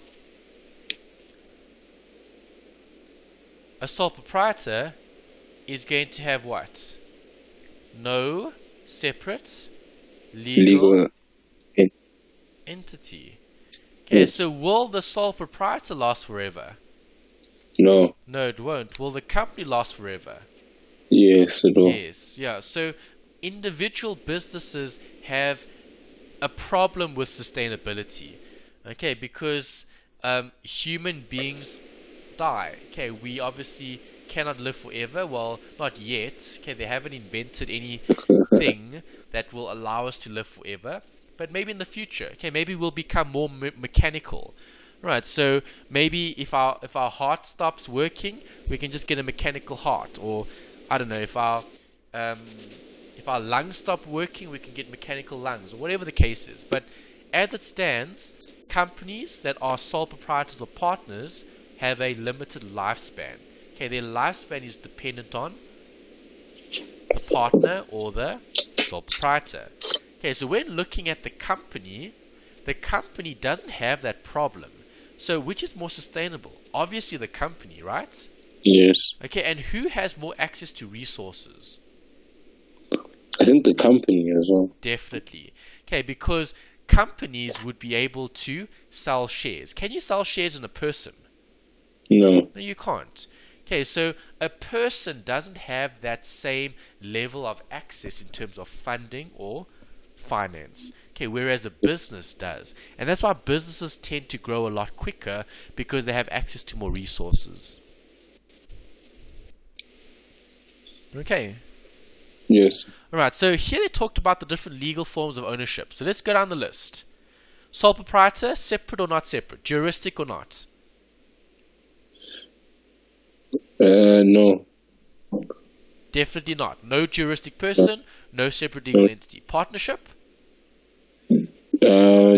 No as well. Okay, partners So make can up I the ask you business. something, sir? Aren't these when sole proprietorships and partnerships, weren't they phased out? And CCs? No, sole proprietors and partnerships still exist. CCs Do don't they? exist. Okay. Okay, no new CCs can be formed. Okay, that's when the Companies Act changed. Oh yes. Okay, back in, it was around 2000 and something. I forget the exact date. 2008 to I can't remember as well. Yeah. Yeah. It was during the 2000s where they changed updated the Companies Act, and then they obviously they no longer allow new CCs to be registered, but old ones can still exist. Okay. Okay, Right. and then you've got companies, private and public, separate legal entities or not? What companies? No, those are separate legal entities. Correct. Okay, so those two are separate. There's legacy, there's sustainability. First two Yes. not. Okay, it depends on the life of the partners. Okay, and if a partner Yes. leaves, the partnership ends and a new one has to start. Okay, so now we need to look at a sole proprietor. So I want you to tell me, what are the benefits of a sole proprietor? Why is it a good idea to be a sole proprietor versus Other things. Well, the others? Yes. I imagine that being in a sole proprietorship, you're able to have a lot more control. So you don't have to run anything by anybody, no other partners, no other stakeholders, in the sense that in shareholders or anything like that. So you have total control of the business. Definitely. Profit as well, in terms of profit sharing. You don't have to share in the profits or in the reserves with anybody else but yourself. And yeah, Would you say it's easy or difficult to start? I think it's pretty easy because you don't have to you don't have to have three or more people. It's just you and you yourself and what you want to do. Correct. So definitely, I agree. Full control, no profit sharing, easy to start. You could also talk about, in terms of decision making, there's no need to consult, so you make the decision. That could be maybe the control bit. Okay, so decision making would be easier. You could also talk about, as a benefit, for a sole proprietor, there's not a lot of, let's say, regulation. Okay, so no real, when I say real, inverted commas, real regulation. Okay, yes, there are still rules and laws that you need to abide by. Okay, you can't break the rules and laws of the country, but there's no specific legislation that relates to the sole proprietor versus the company. Think about it. We just spoke about the Companies Act.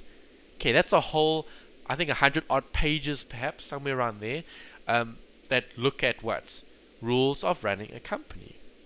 Yes. Okay, that only pertains to a company. Right, companies that operate, they are going to have to meet the requirements of the business. Okay, right, that's the first thing.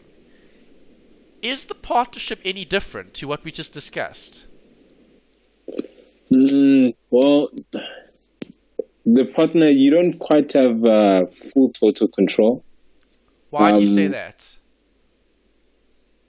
Well, I mean, it's not one person. So if you and I are partners in a business, Yes. I don't just make all the decisions and just run off and do whatever I want. Okay, Whereas do partners? So, okay. So, what are you? Just say that again. Just rephrase your. So you're saying this is an advantage or a disadvantage?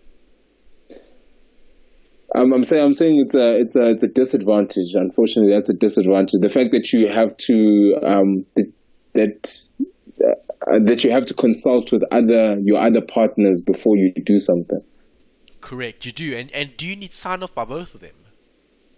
Yes, you have to sign off on things as well. Correct. Yeah. So both. Yes. Yeah, both individuals have to sign off their the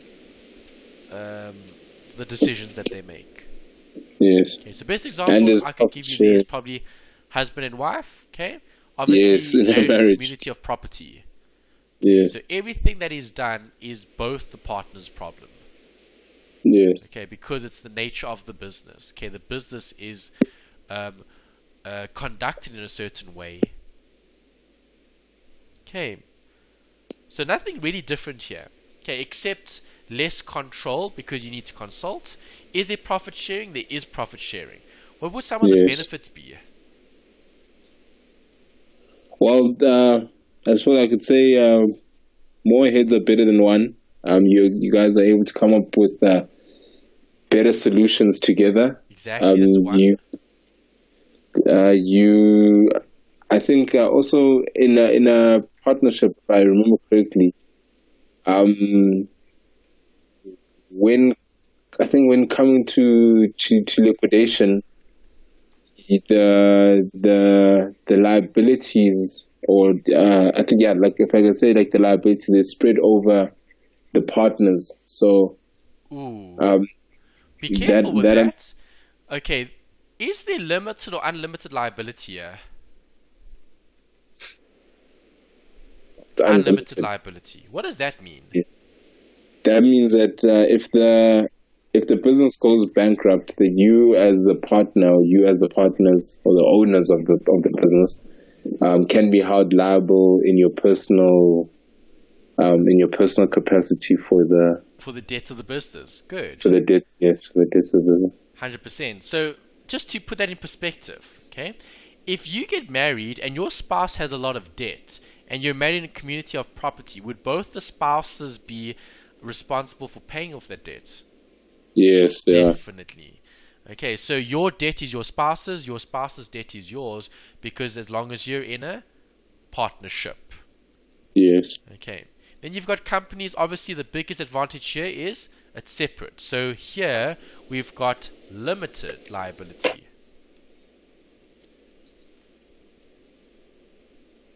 Okay, access to lots and lots of resources.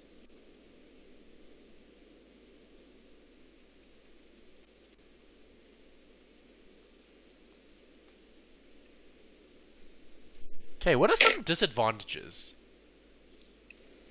of a partnership, of a company? Why isn't it a good idea? I think for me, it's got a lot of legal implications. The fact that it has its own act, first of all, it means that you don't have your, I suppose, I don't want to say free reign, but there's a lot of red tape, right? So there's a lot of the government tries to control a lot of the things that you're trying to do. So that in their case, they're trying to curb companies being unethical. Correct. But it does come across, and it's harder to do business with companies that have a lot in a market where the companies have to undergo a lot of red tape in order to do things. True. Okay, so business can also be a lot slower, okay, when looking at companies, because as you said, everything needs to be checked, everything needs to be approved, all the compliance issues need to be, let's say, adhered to. Okay, so you can't break any rules unknowingly, okay? And if you did know that you broke any rules, you could possibly be held criminally liable. Okay, if there was some form of let's say, enrichment that took place. Okay, so obviously companies are separate. So is the individual separate from the company?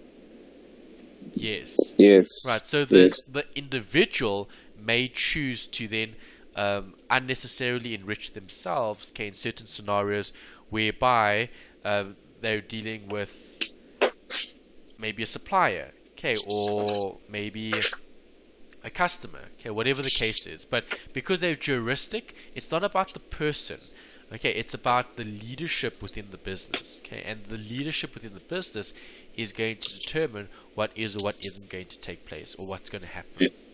Okay, so if I'm looking at some disadvantages, definitely compliance, red tape, and also slow. It takes time. Decisions take time and time and time and time. It takes lots and lots of time, okay, to get things done. Okay, it's slower. Versus as a partnership or a individual, okay, sole proprietor, alright, there's speed. Okay, you can move a lot quicker. You don't have to always consult.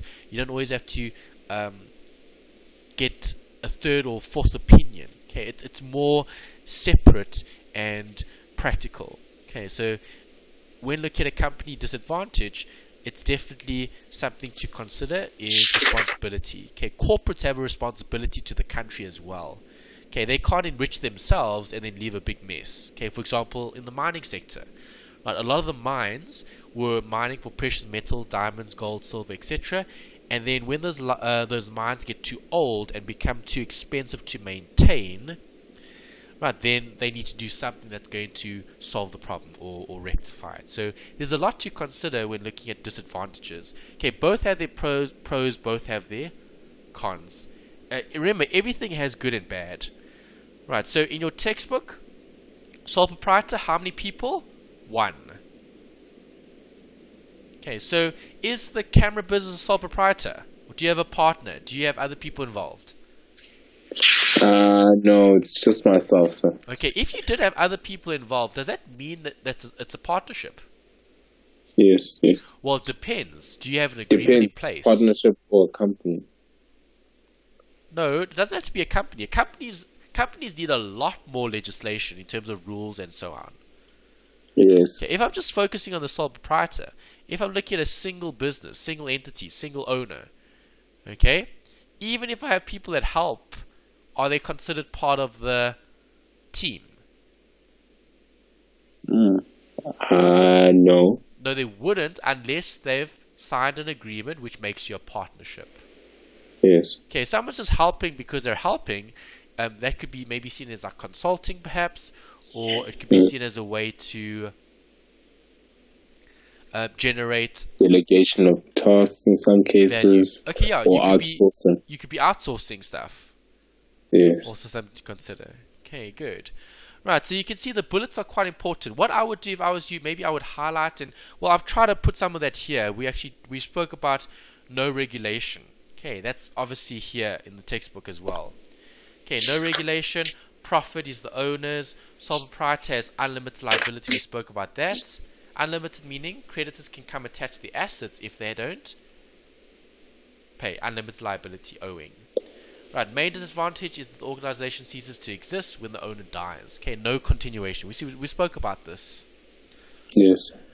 Okay, partnerships 2 to 20, that's what they specify. You can have larger partnerships, okay, but those are special partnerships where it will be incorporated, such as your audit firms and your lawyers. They generally operate as partners. Okay, when two or more partners are starting a business, the most important thing here is an agreement. Okay, so if you do decide to start a partnership, are you going to need an agreement? Yes. Definitely. Right, and that agreement needs to be signed between both parties. Okay, it needs to be acknowledgement. Okay, we need to know agreements. Contractual.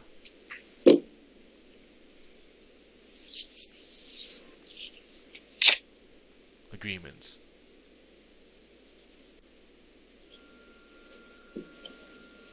Okay, so that's more the law stuff that you would have covered, as I said, in other subjects. This is just what we're looking at here, which is the actual agreement.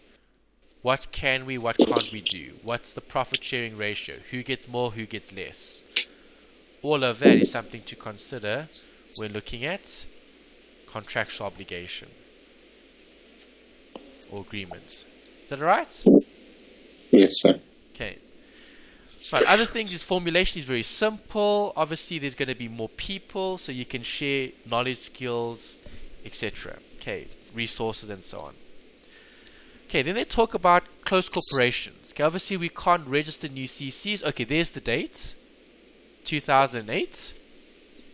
That came into operation on May 2011. Okay, so it's new. Okay, remember legislation takes a few years to pass through Parliament and to eventually become law. Okay, as a rule and law that every citizen needs to be abiding by. Okay, right now we're just looking at a close corporation and what are its rules. Okay, so obviously as a CC, it is going to be formed by different members. Okay, and it is going to have to present certain information. Okay, so it's more red tape. Right, as a CC, you need to register it. Okay, obviously, you can't register new CCs, but the ones that are existing currently can obviously be bought and sold between the different individuals. Okay, there's a lot of background information here. They talk about CIPRO, and you talk then in the CIPC. You actually mentioned this earlier. Okay, where you spoke about the licensing. The licensing, exactly. Yes. Okay, yeah. I'm unfamiliar with the licensing for photography. I'm not too sure how or what that involves, but it's definitely something you could consider here as well in terms of rules. Okay, or having to comply with certain rules because it's the rules. Okay, remember rules, you don't have a choice, you have to follow them, so long as you meet the definition of the focal group, the focus. So in other words, are the rules applicable to you specifically or not? Okay, and then they give you the company. Obviously, companies can be public or private. Is there a difference? Yes, it is. What's the difference? Well, in a private company, well, I think it's so I don't know how to put this, but especially with share distribution. Yeah. What about it? I think you not just anybody becomes.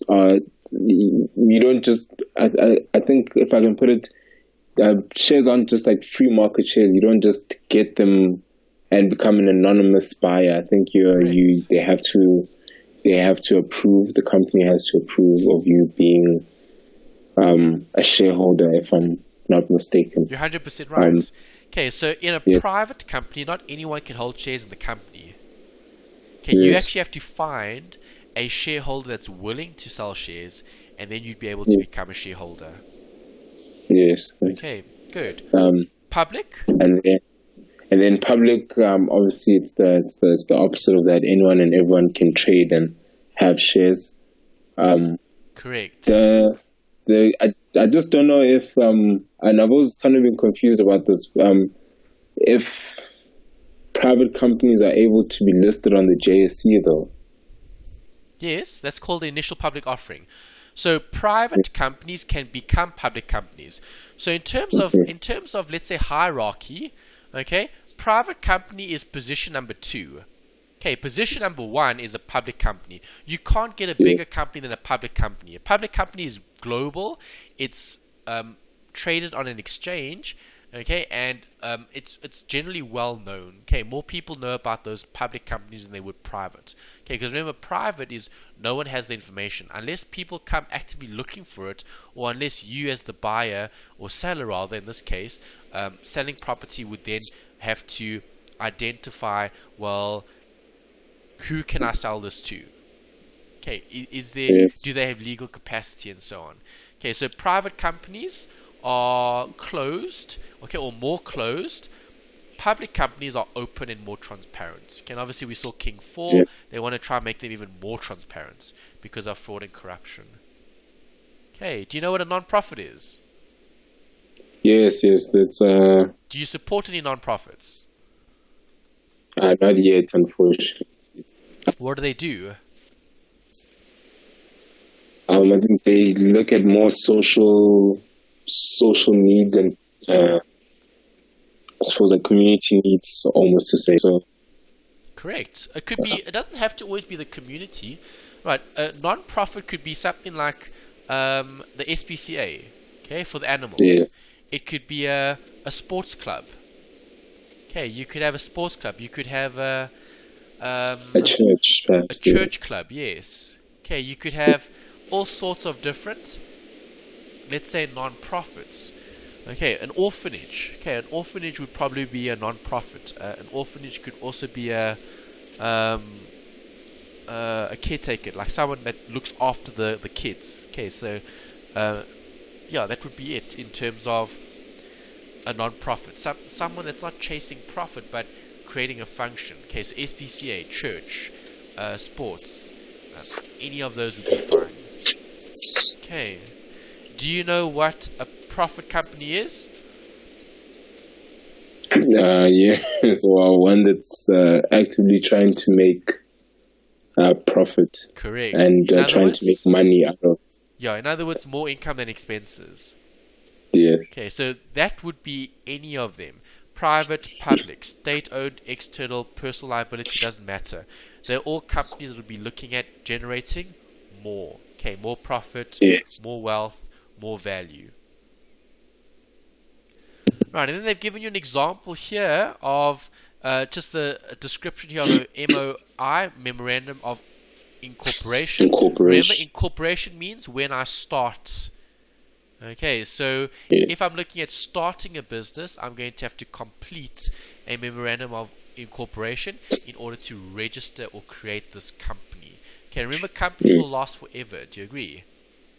Yes. Right, and I like the textbook because they've given you a comparison here. This is nice, public and private. Okay, it is important that you understand what the differences are. Okay, because they are examinable. Right, I mean, anything is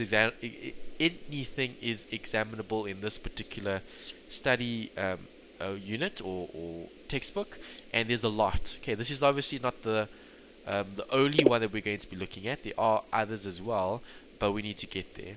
Okay, so obviously these are some of the pros and cons. Okay, characteristics. So why should we go with private versus public? Obviously, the biggest advantage to a public company is what? Resources. Yes, public offer. Okay, yeah, IPO. I mentioned IPO earlier. Let me write it down. Yeah, when a private company lists on an exchange. Okay, meaning when they eventually list on an exchange. So, for example, let me think of one that happened recently. A new company that listed recently in South Africa. Okay, that wasn't a listing. It was SAP was a buyout where the one company bought the other one. Yes. Pardon? No, I'm saying I remember that one with that British company or the one from overseas came and bought SAB. SAB, yeah. InBev. It's actually a Brazilian company. Bought South African breweries. Oh, okay. Yeah, but that's not what we're looking at here. Here we're focusing on creating a company. We're looking at when private companies go or private companies list on the exchange. I think Rhodes Food was one that happened quite recently, more recent than some of the others. Where's my? Oh, I closed my browser.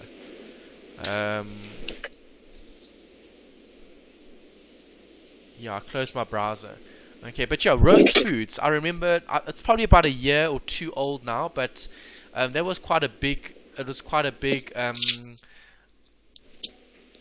talking point. Okay, where Rhodes Foods. Okay, so they make tin food, they make juice, they make all sorts of things. It was actually quite a big thing.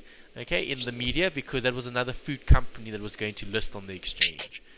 Okay, so that was an example of public. An IPO, initial public offering.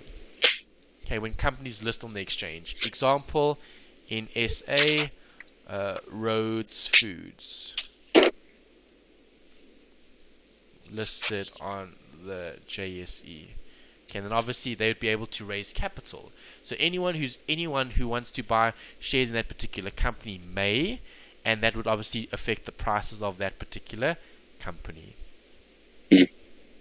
Right, NASPER's public or private? So is it? NASPER's public or private? I think private.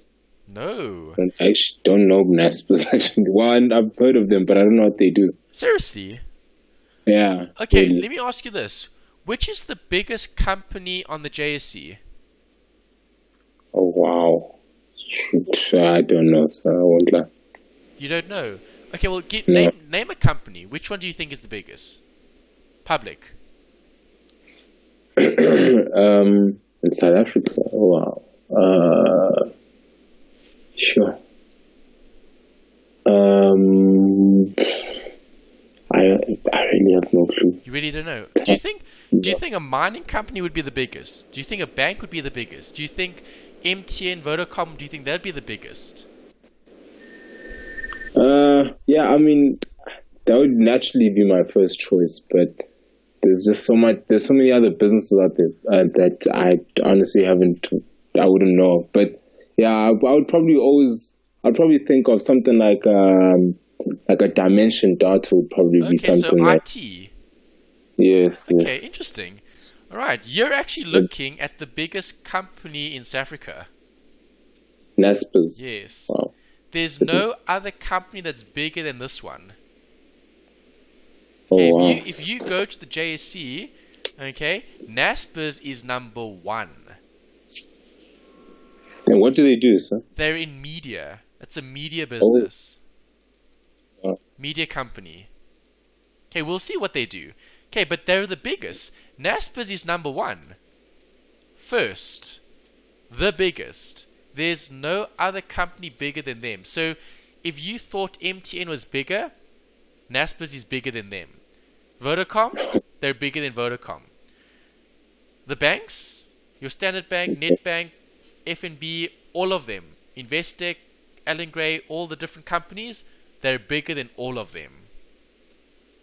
Oh, wow. Okay. Your Clicks, your ShopRite Checkers, okay, your Pick and Pay, your Woolworths, your all those companies, they're bigger than them. Oh. Okay. This is the biggest company currently in South Africa. Okay, and let's have a look at what they do. There's their slogan, introduction, global internet, entertainment group, and one of the largest technology companies in the world. So you went with Dimension Data. You're not too far off.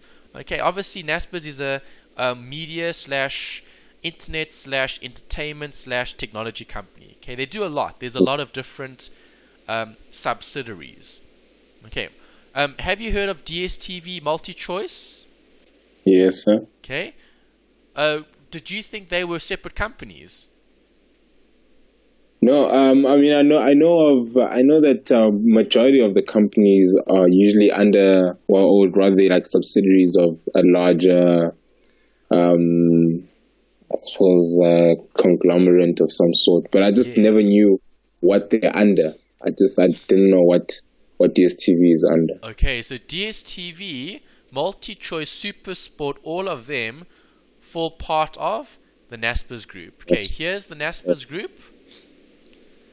Okay, here are some of the investments that they're looking at. Okay, investments in full year 2017. Okay, these are the new opportunities. These are closed after year end.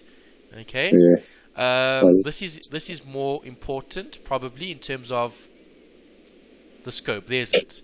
Okay, so I don't know how many of these you're familiar with. Okay, these are businesses part of Naspers. They're internet businesses.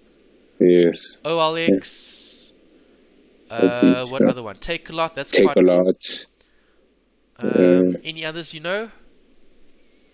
No, I don't know. I don't recognize any of these others. PayU's online processing of payments. These are all different e-businesses. Yeah, these are all e-businesses. Okay, that's Yes. just the internet business. Okay, there's the entertainment. Okay, okay. Oh, wow. Okay, even Media 24, Careers 24, News 24, Spree, all of them. Okay, Oh, all wow. part of Oh, Naspers. gee whiz. Okay, and then you've also got foreign companies. Okay, Tencent and Mail RU. Also, international business is part of this business. So massive. Okay, huge business. And they talk about corporate governance here, shareholder engagement, how we engage. And there's a note here about corporate governance. So just show that. Where was it? People. Oh, it might have been here. Yeah, value add. How the company has performed. Let me search rather, it might be quicker. Corporate governance. Okay, this is public information. Remember, Naspers is what type of company? The public company. Public company. So public companies are listed where? On the JSE. Exactly. Okay, so when looking at public companies, this information is publicly available. I mean, you saw SAA also. Public company, we can find the information. Yes. Okay, any public company, you can find the information. Right, so this is one of the public companies, and they talk about corporate governance in a lot of different areas here. Okay, why is corporate governance so important? Oh, I think they're trying to show that they do things by the book, and they're trying to show that that they do business well. Why? Because good business is Sustainable. Okay, so that's what we spoke about today. A lot of it we looked at was theory, and obviously businesses need to act ethically, and businesses need to have the right policies in place. Okay, so when we have governance, we've got rules, we've got policies, we've got things that have to be done. Okay, and there's obviously a governance structure. Okay, why?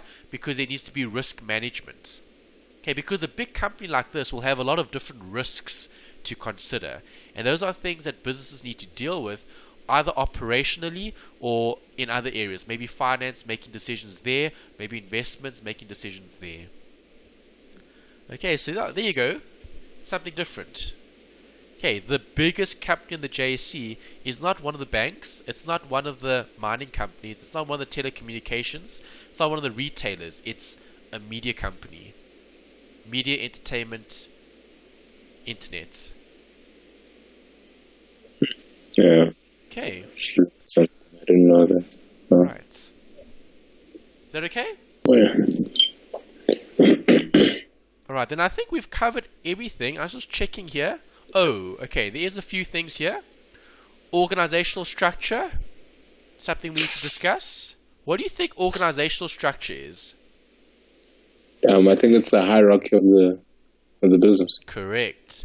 Okay, this is looking at your roles, okay, or segregation of duties, rather. Segregation of duties. Okay, so different roles, different titles, people's title. Okay, who reports to who type of thing. Okay, perfect. Okay, so when looking at organizational structure, do you think that's important? Yes, it's very important. So that everybody knows who they report to, and the shareholders and the top management know whom to expect answers from. Correct. Okay, so a little bit of like reporting lines almost, eh? Yes. Okay, good. So when looking at the diagram here, they talk about obviously entrepreneurial structure, functional structure, holding organizational structure, and divisional structure. Okay, so structure means what? The way things are laid out, or let's say put out. Okay, or like the parts, the positioning of the parts, if that makes sense. The structure. Yes. Okay, so you get different structures. Some companies have a more rigid structure. Some companies have a more open structure. It all depends on the culture. Okay, so depending on the culture of the business, companies are either very strict or a bit more lenient. Some companies have a very, very high hierarchy system. Okay, where people report to other people, who report to other people, who report to other people. Okay, some companies have a very flat structure. Okay, so everyone is on the same level. Doesn't matter what position you hold. Okay, it all depends. It depends on the company. Okay, so when they look at the growth, they talk about birth, youth, midlife, and maturity. Is it important to change structure over the life of the company? Yes. Definitely. Okay, it's the same like a human being when you're born. Okay, when you're a baby. Okay, obviously when you're a baby, you need to grow. Okay, so you need to grow your teeth. Okay, obviously you get your teeth get developed. You grow physically. Okay, so you grow taller, you grow stronger, you grow wider perhaps. Okay, but so it's growth, it's birth. Okay, so the human being needs to grow and change in terms of structure. Okay, in terms of shape, in terms of ability. Okay, and then obviously as the company changes, the company also needs to develop structure. Okay, so do you think a startup is going to have a lot of structure? No. Why not? Because I think they're still trying to develop and still trying to find their feet.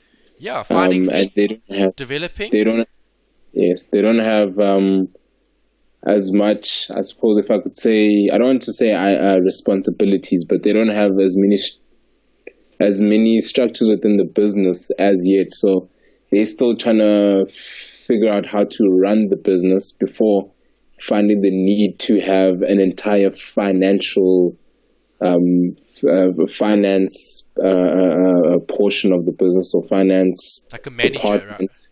Yes. Yeah. So, and before that, a startup might not have that many employees, so they might not need an HR department and so on and so. But the more that they grow, the more that all of these things, they start finding the need for all of these things, and exactly they start being implemented. Yeah. So when do you think is the right time to create structure in the business?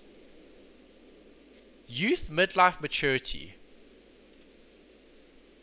I think youth, midlife. I think between I want to say maybe between midlife and youth, but I'd say midlife almost, because I think this is where youth. Yeah, you're right, because it gets more complicated, so that's fine. Yes, things are getting the business is growing, is becoming bigger. Correct. If you started your company as it was you and your friend starting it up, now there's just a lot more responsibility around the company, where you Correct. either of you can't be hands on and doing it yourself, so you have to delegate the task and form a whole new department for that. Correct, yeah, because at some point in time the business grows, and if the business continues to grow, it's going to reach a level where the business is so big or bigger, and it's difficult for you to do everything, and then you need to outsource stuff. You need people to help you. You need to do certain things that helps to get the job done. Yes. Okay, good. And they call that normally systems. So where businesses need to create systems so that we know what we need to do, basically. Right, and that might involve structure. Okay, a manager, a supervisor, someone that's there to manage. Okay, and then we've spoken about shareholders, and we've spoken about managers, and we know that they don't always have the same goal. Do you agree? Yes. Okay, shareholders and managers have an agency problem, because who owns the company? Shareholders. Good, but who runs the business? The managers. Exactly. So managers may want to pay themselves big bonuses, but is that going to be helping the shareholders? Yeah, no. No, because shareholders want more profit. So how can I have more profit but then still pay out big bonuses? It can't work. Yes. Okay, if I pay out a big bonus, I'm going to have less profits. Right, but then if we don't have the managers, then we're not going to have a business. Right, so there's a conflict of interest here. That's what the agency problem is, conflict of interest.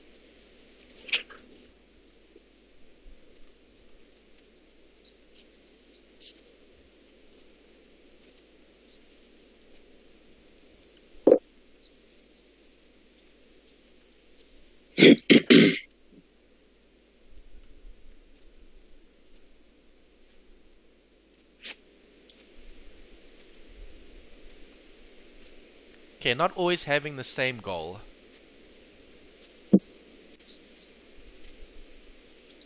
Okay, that's something that businesses need to be mindful of. Okay, because people want certain things, and if it's not in line with the company, right, then the company might not succeed, and that becomes problematic. Okay, and that's what they're talking about here in relation to an example. Okay, obviously managers want certain benefits. Okay, shareholders want more profit. You can't have more benefits and more profit. You have to weigh up the pros and the cons. Okay, change in ownership. You can have a takeover when businesses are bought by other businesses. That's a reality that can happen, and obviously it affects the form of ownership that the business has. Because think about it.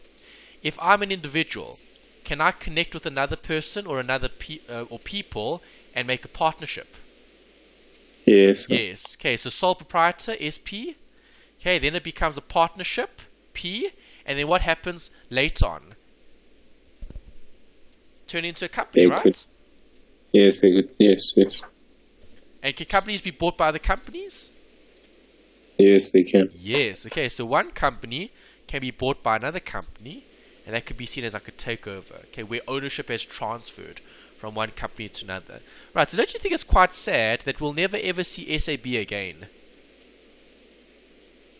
Yeah. Right. South African breweries, no longer part of the JSE, it's now history. Okay, we now have a Brazilian company, InBev.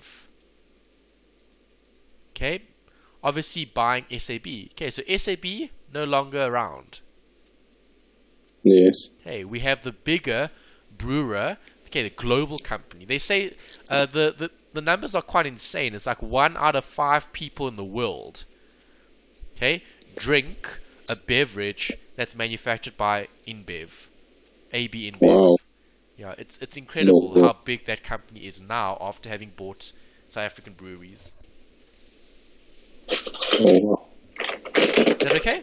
That's the beginning. Yeah. Yes. Yes. Sir, yes. Sir. Okay, and then I think we've covered everything. Yeah, we have. Okay, great. All right, so we've covered a lot of theory last week and this week. Next week is the first week where we're actually going to change and we're going to do calculations. Okay, so I'm going to send you through the notes that I've been working on. You can have that for next week, and then obviously I'm going to refer to some of that in the different chapters because those are the basic principles. Okay, but I'm not too Yes. worried about your time value of money because I know you've done DSC 1630. Okay, so you have a very strong background in mathematics. So doing some of the maths here won't be as bad because I just need to revise and jog your memory before we do these workings. Okay, Yes. happy? I know. I'm great. Thank you.